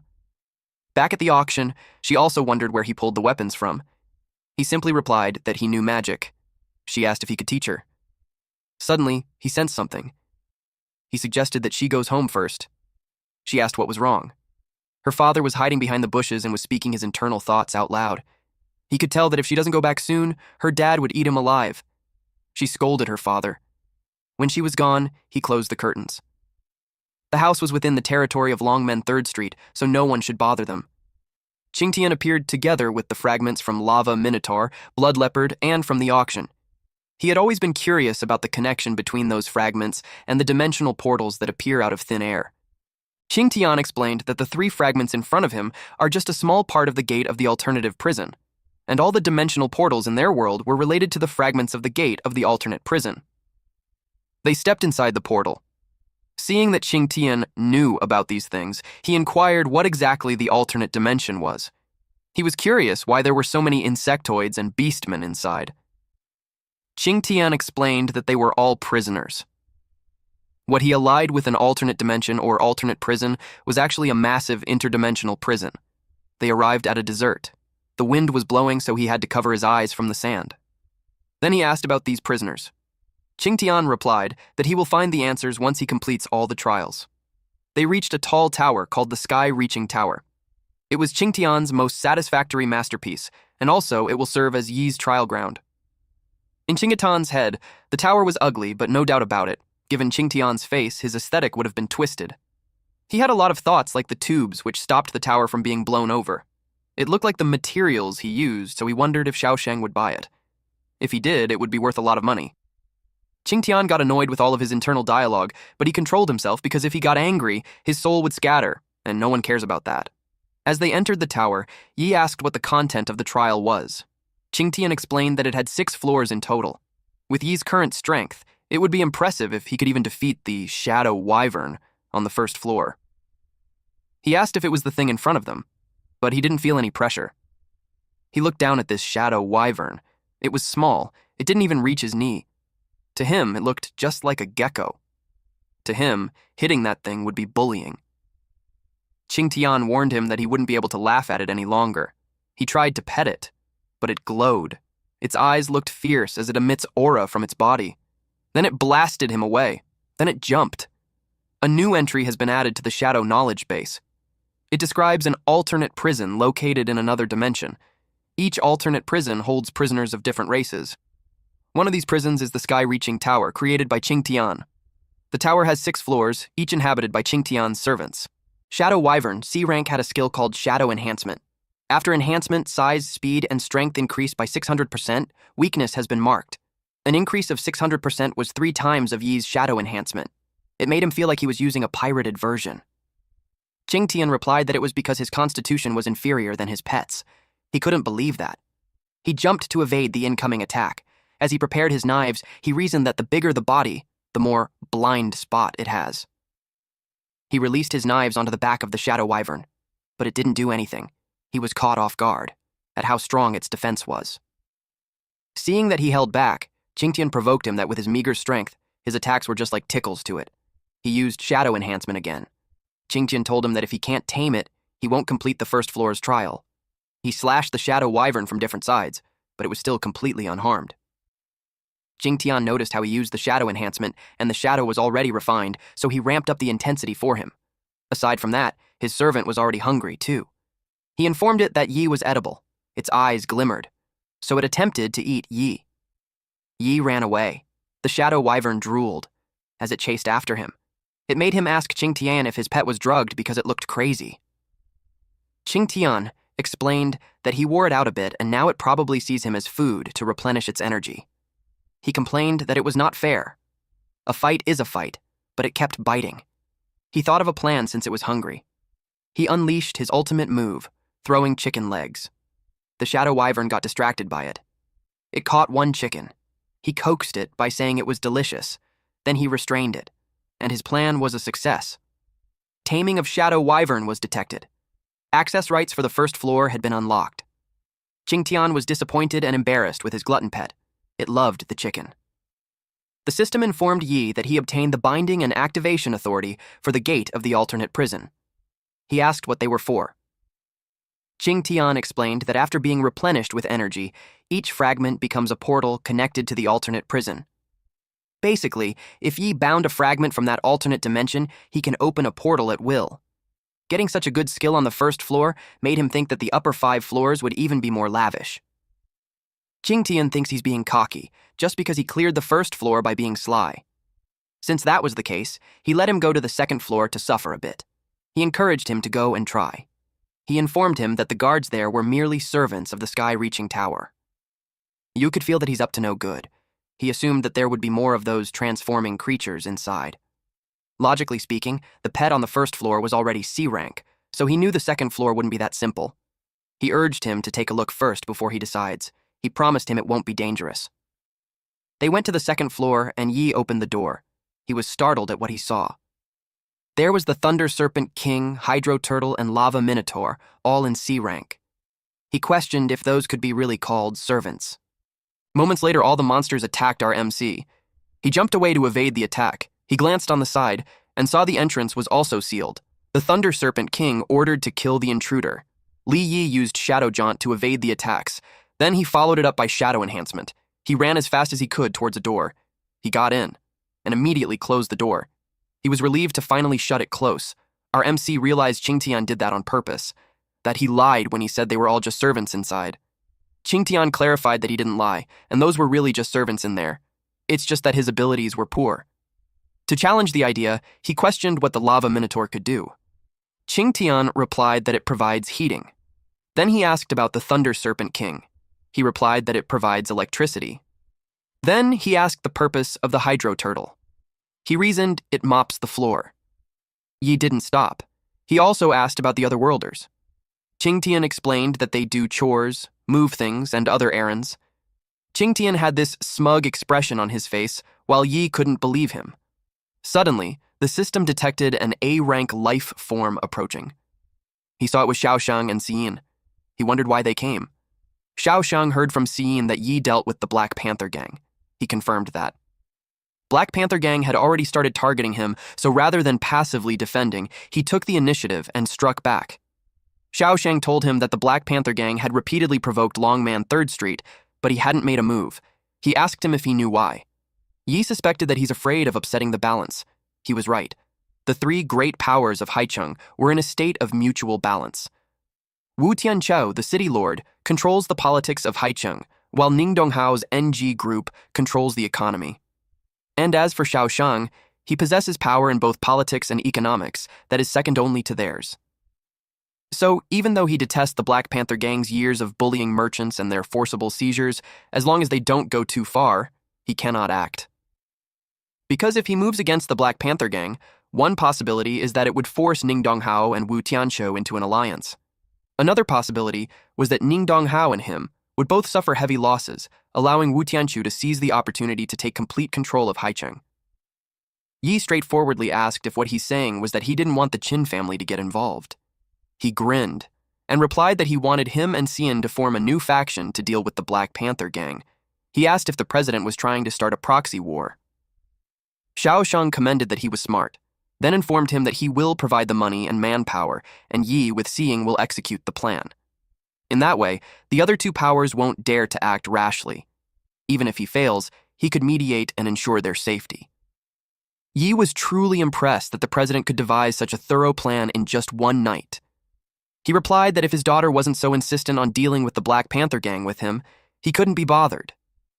He asked the brat what kind of love potion he gave his daughter. He complained that he puts up money and effort, and his daughter might just run off with him, so no matter how he looked at it, it was a total loss. He thought of just sending Cian away and tying the kid up and throwing him somewhere. Yi had this disgusted expression while he wished that the president would not make his inner thoughts so obvious. Cian forced her father to leave. Then she closed the door. She asked Yi what he planned to do next. He decided to accept missions. His plan was to take every mission for all the publicly accessible dimensional gateways. He had to visit every dimension gateway in Haicheng. She took initiative to make the arrangements. Yi wore a devilish grin as he imagined the moment he obtained the fragments. It would mark the darkest hour for the Black Panther gang. The next day, Cian opened the door and revealed the people she carefully selected. From then on, they were the members of the Shadow Gang under Yi's command. Those soldiers-like men greeted the Miss and the Chief. Since Yi took a while to pick a name, she named it after his abilities instead. She asked if he didn't like it. He replied that it was a good name. He scanned them. They were all C rank. A group like that would be a considerable force anywhere. He asked why they were all wearing a mask. She replied that it's so their identities wouldn't be exposed and used against them. She added that it looked cool.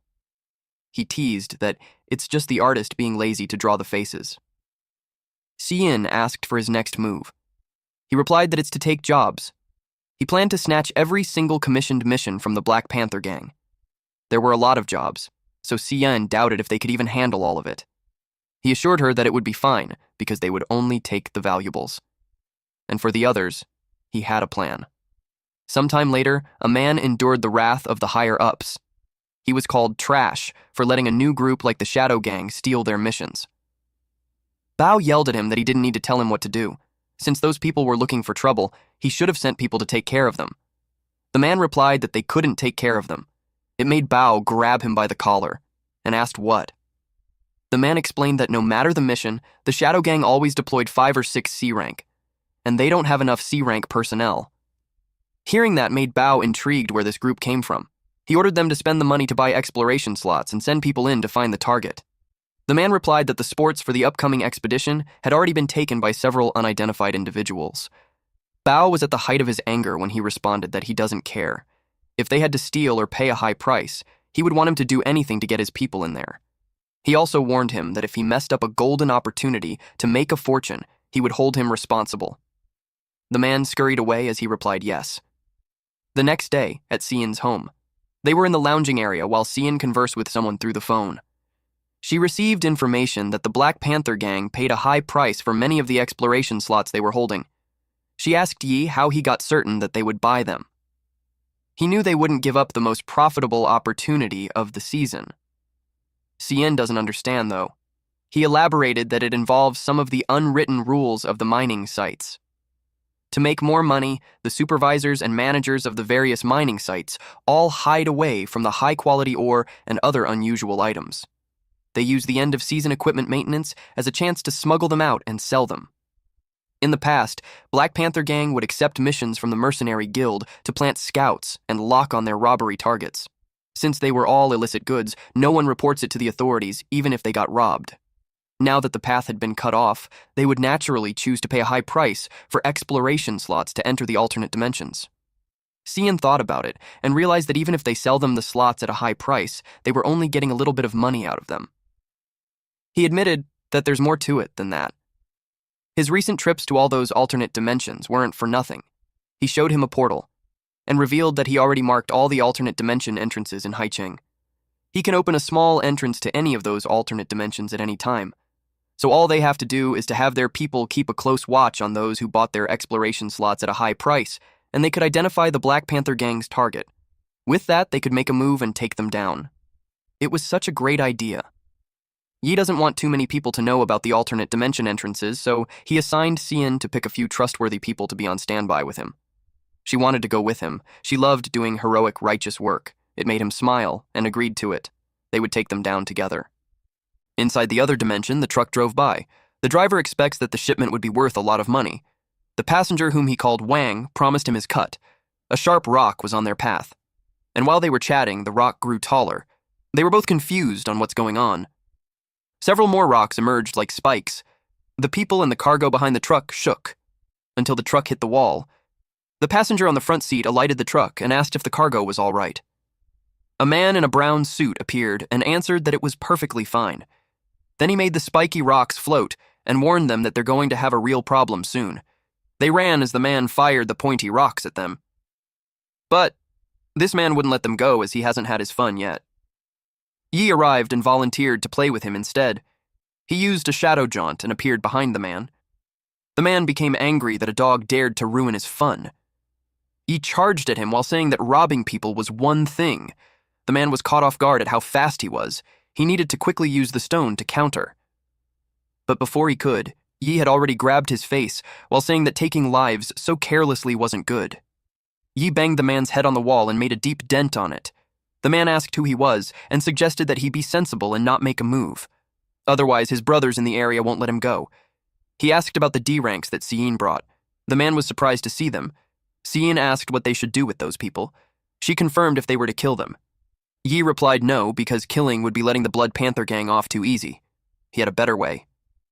The man asked what it was. Yi ordered him to go and tell Bao that Li Yi of the Shadow Gang was the one who did all of those, at the hospital. Bao visited his heavily injured man and got angry at the news. It made him wonder how that damned miner got so strong. His secretary replied that the tricky part was that on the surface, their men don't seem to have any injuries, but in reality, they all have comminuted fractures throughout their bodies. Even with the best medical resources, it would still take them half a year to recover. And that was no less than 5 million per person, so for 60 people, that's 30 million. Suddenly, he received a message. The other two teams failed too. Bao asked who did it, and he replied that it was Yi. He asked how that was possible. The three alternate dimensions were hundreds of kilometers apart. Even if Yi could fly, he couldn't possibly appear in all of them at the same time. The secretary showed him the video that their men secretly took to prove that it was true. In that video, Yi was stepping on a man's head while the others screamed in the background. Yi turned towards the camera. He asked the man if he was secretly filming. The person behind the camera got terrified of him. Yi talked to Bao through the video and told him that his underlings were weak. He challenged him to come out and show himself. He knew it cost a lot of money to treat underlings for half a year to a year. Bao crushed the tablet in anger.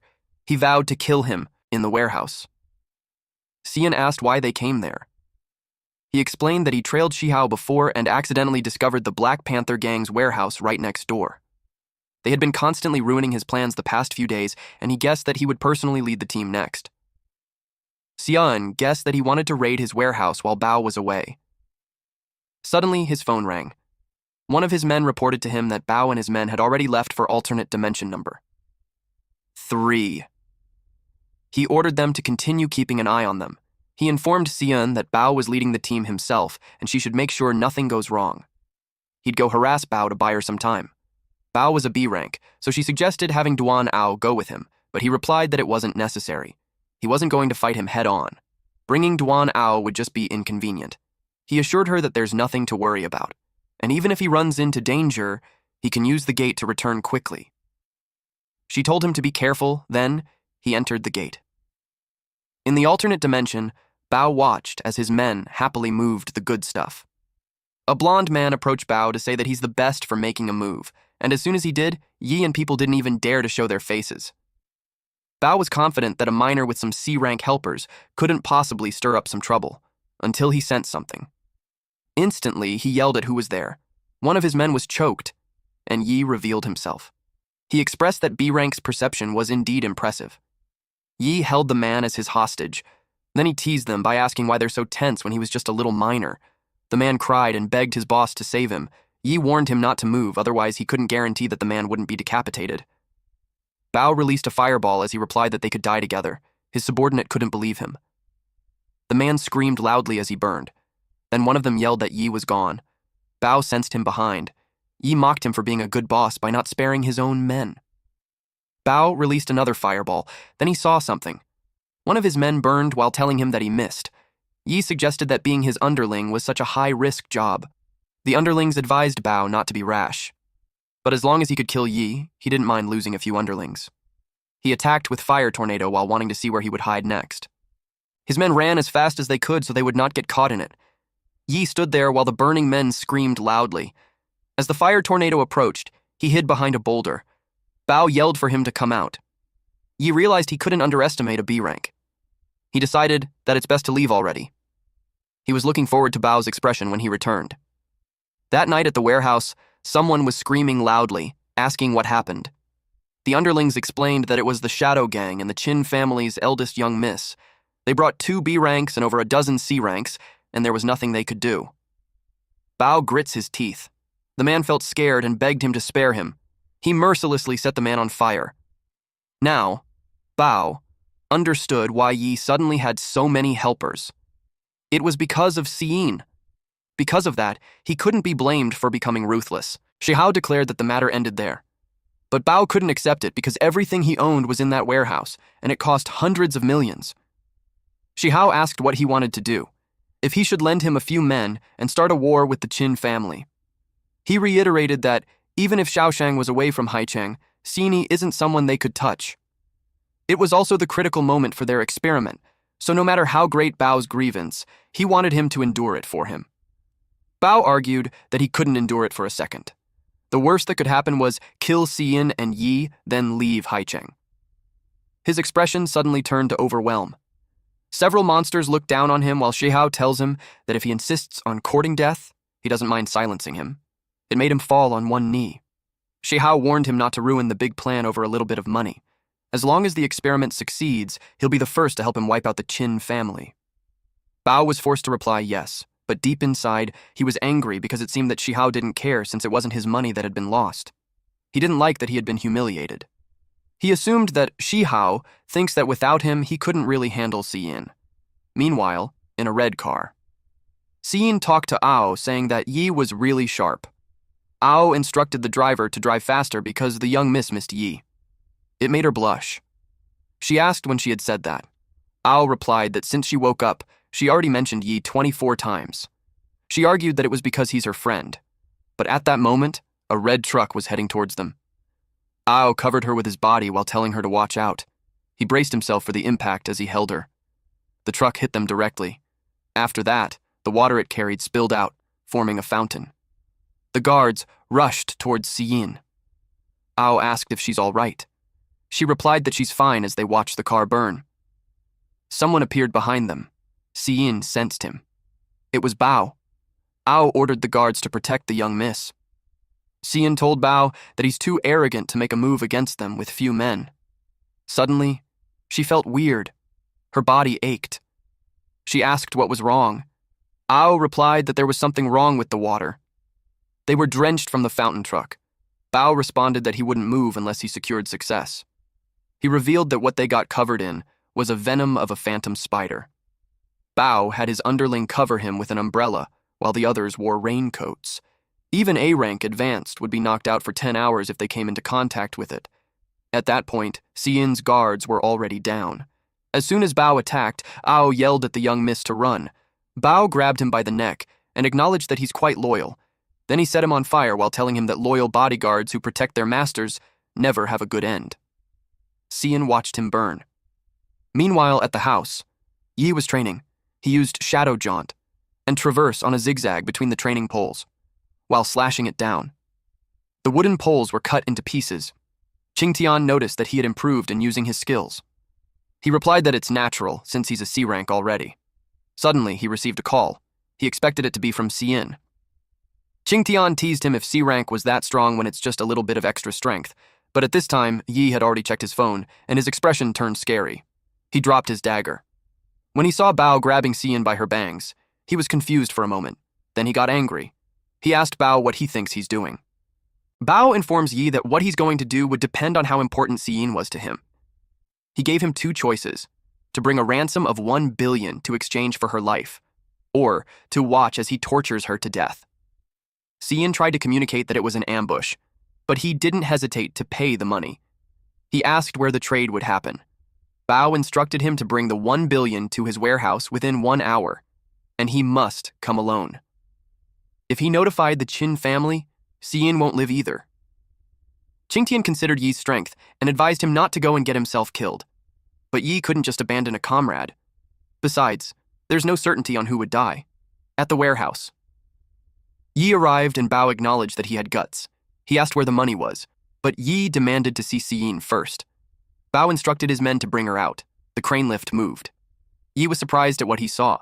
Siyin was dangling from it. Her mouth was covered too. Yi opened his storage space and dropped the money. Bao's underlings checked it and reported that it was real. Now that Bao received the money, Yi expected him to release Siyin. But Bao revealed that he didn't kill him earlier because he hadn't seen the money. But now that it was in his hands, he wouldn't just let him leave there. He expected him not to be that naive. Yi knew he wouldn't keep his promise. He pressed a button. A bright light came out from the blocks of cash, then he used a shadow jaunt. The money exploded. The area was filled with smoke. Bao asked where he ran off to. Suddenly, Yi appeared behind him. He evaded his dagger. Then he used a fireball. He wouldn't be defeated with those little sneak attack tricks. Yi asked him if he was not educated not to play with fire when the air was full of dust. Gust of wind blew. And another explosion happened. Siyin got worried for Yi, when suddenly the rope was cut, and she was falling. She braced herself for the impact, but nothing happened. When she opened her eyes, she found himself on her arms while they rode the shadow wyvern. Bao was surprised to see a flying dragon heading towards an entrance to the alternate dimension. He realized that the kid has quite a few tricks up his sleeve. Bao looked forward to catching him and owning everything, but his underling reported that more than half of their brothers were injured. He ordered everyone who can still move to chase after them and not let them get away. They entered the alternate dimension too. Yi entered the sky-reaching tower. Siyin panicked that the Black Panther gang had broken in. He replied that it was fine. He grabbed the chance to let those thugs help him solve a little problem. He told her to hide with the shadow wyvern. She was hesitant at first, but he assured her that it's fine. Qingtian realized that Yi left the entrance open on purpose to use them to help him get through the second level. Yi confirmed that and reasoned that he never said to clear the second level alone. He acknowledged how he's good at finding loopholes. Yi responded that the reward for the second level was too tempting. An armor that can defend against an A-rank attack was a good thing. Eventually, he got attacked with fire. He noticed how those guys were being cautious. They told him that he had nowhere to run now, but there was no reason for him to run. He already saved Siyin, so now it was already a good time to deal with them. Bao laughed at him, thinking he had gone mad. He told his men not to be scared since he's just alone. They would take care of him first, and then they'll find Siyin. And once they're done, he promised them to get a taste of the eldest young miss of the Qin family. Yi admits that he was no match for them in numbers, but as for anything else, it was hard to say. He called everyone to come out and greet their guests. When the doors opened, several eyes started to show up, and the Lava Minotaur, Thunder Serpent King, Hydro Turtle, and others came out. He welcomed and thanked them for accompanying him to the challenge. The Black Panther gang was caught off guard. The monsters charged at them. Bao made a fireball with his fist and unleashed an enormous fireball towards the monsters. Some monsters got caught up in it. The fire continued to travel to Yi. Yi saw that he used his ultimate move. He used Shadow Morph and formed it into a hammer. He wanted to make sure that Bao's hatred was maxed out. He hit the fireball to make it explode. The force was too strong. He realized that he can't just underestimate B-rank attacks.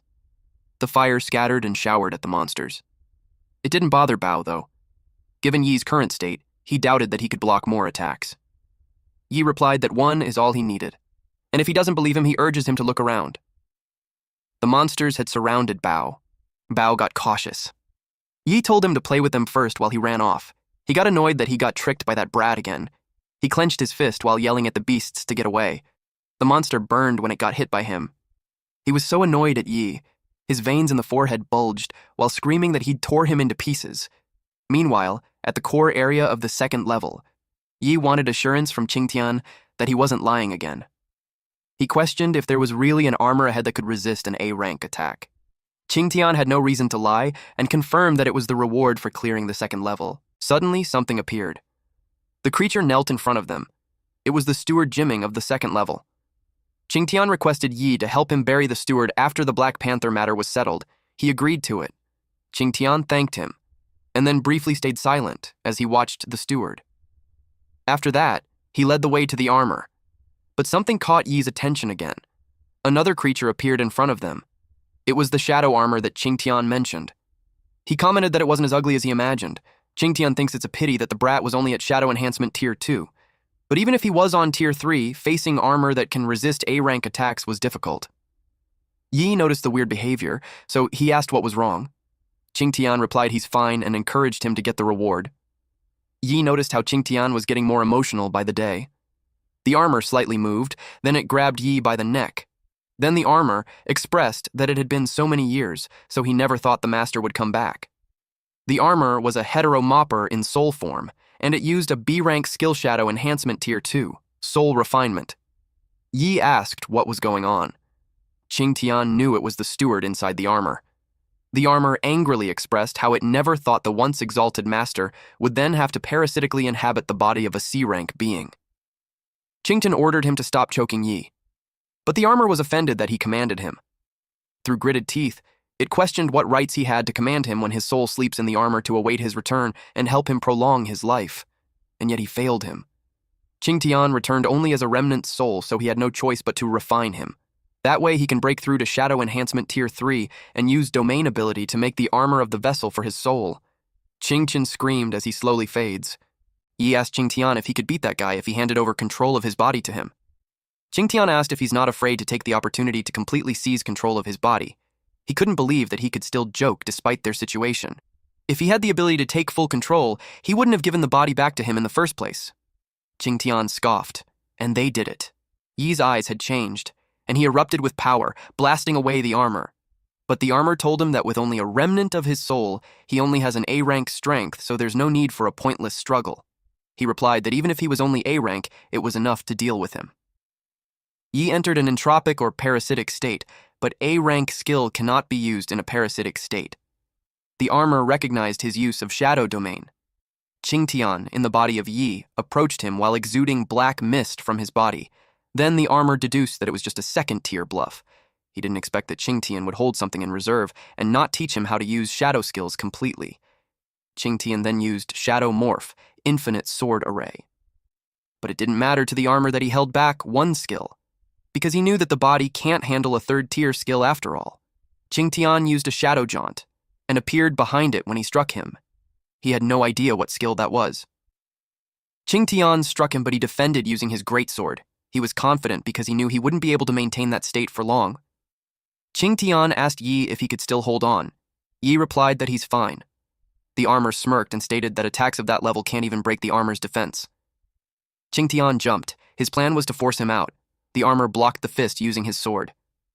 They stayed in their combat stance for a brief moment, until the sword broke in half. Qingtian punched him again, but he blocked it using his forearms. Just a little more and Qingtian would have succeeded. The soul was almost separated from the body, but he felt a pang of pain. Yi responded that he's fine, but he knew that if they kept fighting, Yi's soul and body would be burned and destroyed by the overloaded energy. The armor mocked them for missing the opportunity and called him ridiculous. Qingtian clicked his tongue. Then, the armor was about to punch him. Qingtian got blasted away from Yi's body. Qingtian was surprised. The armor got him where he wanted. He was restrained. He expressed that he didn't expect that one day he would be bitten back by a dog he raised. The armor was exhilarated that he could finally come back to life. Meanwhile, Yi was down on his knee. He looked exhausted, but he was still worried for Qingtian. The armor approached him. Qingtian told him to run. But Yi charges at the armor in an attempt to free him. It was a touching gesture. One was worried about the other's soul being burned and didn't dare to use his full power, and the other was clearly an ant, yet he still dares to attack the armor. The armor blasted Yi away. The impact made him cough blood. Qingtian told him that he's just a C-rank, so he should stop being an eyesore and get lost. Yi replied that from the very beginning, he treated him like a slave, and made him fight other worlders and forced him to level up. Every step of the way until then, he made him listen to him. So now, whether he goes or not, would be his decision. He charges at the armor again. Yi had previously absorbed the surrounding shadow energy and forcibly killed the blood leopard, so this time, he's confident that he could help him eliminate the traitor. The armor challenged him on how long his body would hold out. Qingtian called him a fool. It looked like he was eager to make his body explode. He yelled that it was none of their business. He gathered his strength and charged again, but his body cracked. He saw it falling apart. Slowly, it vanishes in the air. The armor commented that the creature Qingtian chose was adorable because of its suicide attempt. Qingtian had also slowly vanished. The armor told him not to struggle anymore, so he would become a good nourishment for him. He happily absorbed him.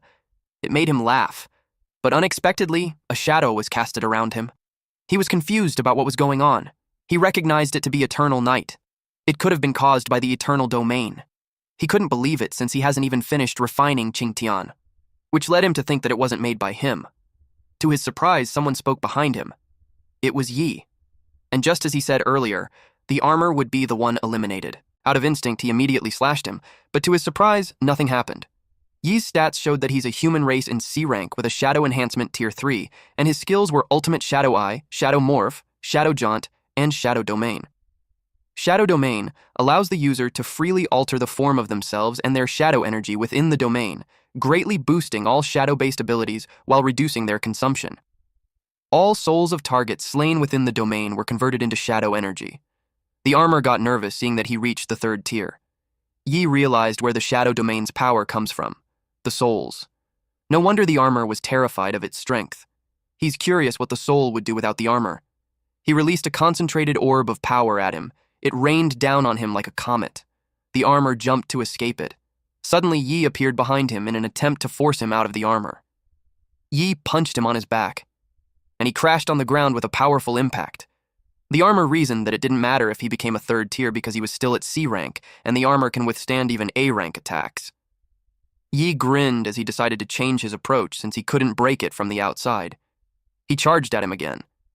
The armor noticed how reckless he was, and tried to punch him, but his punch just passed through him.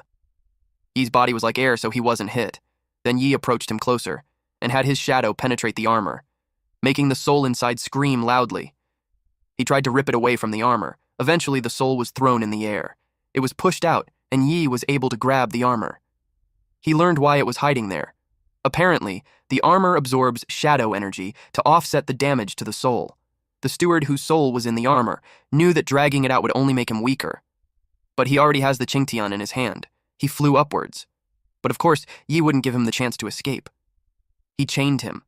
But the steward told Yi that since Qingtian was wrapped in his soul, if he attacks, he'll be hurt too. Yi reminded him that souls were shadow energy, and he just lost his armor's protection.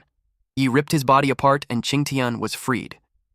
Qingtian watched the situation, as Yi absorbs the soul to become his nourishment. Qingtian told the soul that he underestimated the human's hunger for power. He replied that they shouldn't be cocky, because once the human ascends quickly by devouring him, Qingtian wouldn't be spared, as no living being can withstand the test of desire. After Yi absorbed him, he screamed loudly. His body was filled with power that it even made the ground cave in. Qingtian was caught off guard. Yi leveled up to B rank. Then, he called Qingtian, and told him it was his turn. Qingtian called Yi's name. Yi smiled, and connected with him, while he also collected the armor. He shared that he now realized what the steward meant about continuing life. He placed the armor in Qingtian's body. He knew he used his own domain ability to seal his soul inside the armor, and now the hunk of metal had become his new body. So, Qingtian became an A rank with Shadow Enhancement skill, and Ultimate Shadow Eye, Shadow Morph, Shadow Jaunt, Shadow Domain, and Shadow Clone. Qingtian couldn't believe it. He commented how Qingtian was so dark and grimy, and absorbing him might cause him diarrhea. And also, the armor was huge and ugly, so he doesn't feel like wearing it. He settled on him, just returning the favor. Meanwhile, on the 2nd floor, a gigantic snake wrapped its body around Bao's underling. He begged him to save him. Bao told him to hang in there because he'll be ending his suffering at once. He burned the snake along with the man. After that, he commented that a useless piece of trash like that wasn't worth saving. He was slightly surprised when he heard Yi, as what Yi was expecting of a B rank. Those beasts weren't enough to wear him down. Just the sight of him made Bao so angry. He attacked him with a flaming fist. But Qingtian glared at him, and just his presence alone blasted him away. Bao immediately recognized that he was an A rank. He wasn't in a good position. Dealing with Yi alone was one thing, but now an A rank showed up. Yi commented that with Qingtian stepping in, it had become plain bullying. He stretched his arm and expressed that the guy of that level was a perfect warm-up for him. Bao didn't like that he's using him as a warm-up. He thinks that if he could just manage to get a hold of Yi, he would have a fighting chance. Yi used a shadow domain. He commented that all those pointless mystery and flashy tricks won't make up for the fact that he's a D rank. Yi asked him who said he was still a D rank. He was caught off guard. The next thing he knew, he was punched in the stomach. Then Yi appeared behind him. He was furious that Yi was looking down at him. Yi watched him intently and blocked his fist with his. It caused an explosion. Bao realized he's now B rank. He wondered how he got to B rank so fast. Yi replied that he had to thank him for pushing him every step of the way. Bao didn't care if he was a B rank. He still charges at him because he was confident in his strength. He elbowed him and Yi blocked it using his forearms. Qingtian informed Yi that inside the shadow domain, he doesn't need to use his own energy. Instead, he could command the energy around him and turn their power against them. It is the true essence of the shadow. Yi understood it. He gave a side comment that he's not used to Qingtian being such a serious teacher. Bao noticed that he was learning as they went, like he was some kind of a genius. He released his power towards him and told him to die and released several fireballs towards him. He tried to command the surrounding energy and made it his own. He was able to create a barrier which blocked the flames. That surprised Bao. Yi admitted that the feeling was addicting. He released a condensed power in Bao's way. He evaded it at the last minute. Then Yi released some more. Bao charges at him while mocking him for missing. Yi corrected him that he didn't, and certainly all the dodging had made his brain a mess, because his previous move was just to help line up his face to his fist. Bao groaned in pain. He wondered how that was possible. The kid kept using skills, and yet his power wasn't fading. Instead, it was getting stronger. Yi asked him if that was all he got, and expressed that he was disappointed.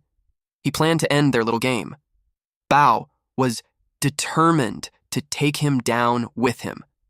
Yi harnessed the shadow, and in a single step he closed the distance between them and slashed him. Bao's arm was cut off. His eyes widened in shock as the arm fell in front of him. He fell on his knees and gritted his teeth in anger. Then Yi pointed the blade at the back of his head. Then he dared Yi to kill him. But Yi replied that death was just letting him off too easily. At that moment, Bao was worth more to him alive than dead. Qingtian asked Yi why he kept Bao alive. He did that to get more information about Shihao. Bao responded that he'd chosen death before he told him anything. Yi knew that, but Xiaosheng had his ways of making people talk. Upon hearing Xiaosheng's name, Bao begged to be freed. He even threatened him, so Yi covered his mouth to shut him up. Then he told him that even if Shihai doesn't come looking for him, he'd come for him instead. Qingtian replied that he could take care of the A rank from the NG group as his way of returning the favor to him. But Yi wanted to confirm first if Ning Donghao was involved before they made a move. In addition, he wanted to handle revenge on his own. Meanwhile, under the rain, the military was stocking up some trucks. Someone was told to wait, and General Hong will be joining them shortly. A man talked to a bald man whom he called City Lord and asked if he had any inside info since they had been seeing troops mobilized all over the city. The City Lord replied that he doesn't know, but by the looks of it, something big must be happening. Then he asked Xiaosheng if he knew anything. At that time, Xiaosheng was on the phone receiving a report that Xiyin was kidnapped by the Black Panther. She was unharmed, and the guy had been dealt with. It made him furious. Then he replied to the question saying that he had no idea about military affairs. He approached Dong Hao and told him that if he can't keep his dogs on a leash, he'd be happy to teach them some discipline. Dong Hao asked what he's trying to say. He replied that he would wish he wasn't involved, otherwise he'd take care of them both at once. They both exuded energy as they tried to intimidate each other. Dong Hao responded that Xiaosheng had been overestimating himself. Xiaosheng challenged him to put it into a test. Someone entered and expressed that seeing them fired up puts his mind at ease. But he also told them to save the energy for where it counts, especially when Haicheng might be on the brink of major disaster. This red-haired man was Hong Hai, a supreme military commander of the 3rd Defense Zone under the United Government. They sat as they discussed a serious matter. Hai told his white-haired assistant to explain the situation. The man was aware that everyone present became an A rank by fighting in the battle against the creatures from the level 2 dimension channel 10 years ago. With that, they shouldn't be reminded of the destructive power of the A rank and S rank creatures from that channel. They still don't know why the level 2 channel suddenly appeared for a moment and then vanished. However, they have been consistently monitoring the related radiation fluctuations all these years. 5 years ago, those fluctuations reappeared. The frequency and intensity have been increasing steadily, and in the last 3 months, 5 spikes have been detected nearly as strong as the ones from 10 years ago. The three gentlemen were alarmed. The city lord could already tell why General Hong called them. Hong told them that it meant that it was highly likely that Haicheng was about to witness the appearance of a level 2 dimensional channel. Concurrently, the shadow bipedal creatures were heading to a portal. He wanted all of them to go back and prepare. If a level 2 channel truly appears, it would be a catastrophe for Haicheng. Although the military had begun their own preparations, he hoped that when the time comes, the three of them can set aside their differences and face the crisis together. Xiao Shang replied that he had no problem with that as long as certain people stopped their little schemes behind his back.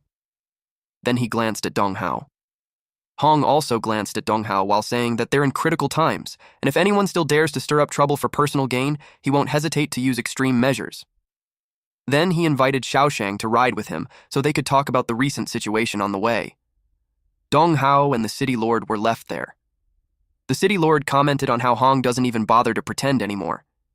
He made it clear that Xiao Shang was one of the military's men. And with Xiao Shang being furious with Dong Hao, he could tell it was because of the Black Panther gang, so he suggested that he lay low for a while. Dong Hao had no idea what it had to do with him. The city lord replied that it would be good that it doesn't. Then he suggested he checks the news. Back at their office, he was told to watch the news. Shi Hao was on the phone with Dong Hao. Dong Hao told him that normally he would turn a blind eye to the things he's up to with the Black Panther gang. But the news reported that the notorious criminal organization, Black Panther Gang, had attempted to kidnap the heir of the Chin Group. The hostage has been successfully rescued, but the leader of the Black Panther Gang and other core members were on the run. Dong Hao hoped that Shi Hao wasn't involved in that. Shi Hao replied that he won't do anything without his direct orders. Dong Hao told him to get Xian's forgiveness, even if it meant to get on his knees or kill himself. He also wanted him to cut all his ties with the Black Panther Gang, otherwise he won't have his back. Shi Hao replied yes. But after that call, he expressed his anger with that moron Bao. That afternoon, Xiyin and Yi visited Ao in the hospital. Xiyin was worried, but Yi assured her that the doctors are doing everything they can. Then Shi Hao showed up. He expressed his relief that Xiyin was unharmed. He never thought that the bastard Bao would dare to do something like this. It just showed that he had a death wish. Yi was cautious and at the same time intrigued about what he's doing there. He asked if he meant that he had no idea about what the Bao had done. Shi Hao confidently replied yes, since his relationship with them was strictly business, but he assured them that from that day on, the NG group will sever all ties with them and even assist them in hunting down the remnants of the gang. But Yi was suspicious of their intentions. He asked if it means they're turning over a new leaf or sacrificing a pawn to save the king. Shi Hao warned him to stop. He told him that the things he stole from the Black Panther were enough for him to live comfortably for the rest of his life. He asked him if he really wished to fight him to death. Yi responded that those things were just interests. The principal he came to collect was his life. Shi Hao asked Xiying if her family feels the same way. She smiled and told him to take a guess. He simply replied that they had nothing to talk about.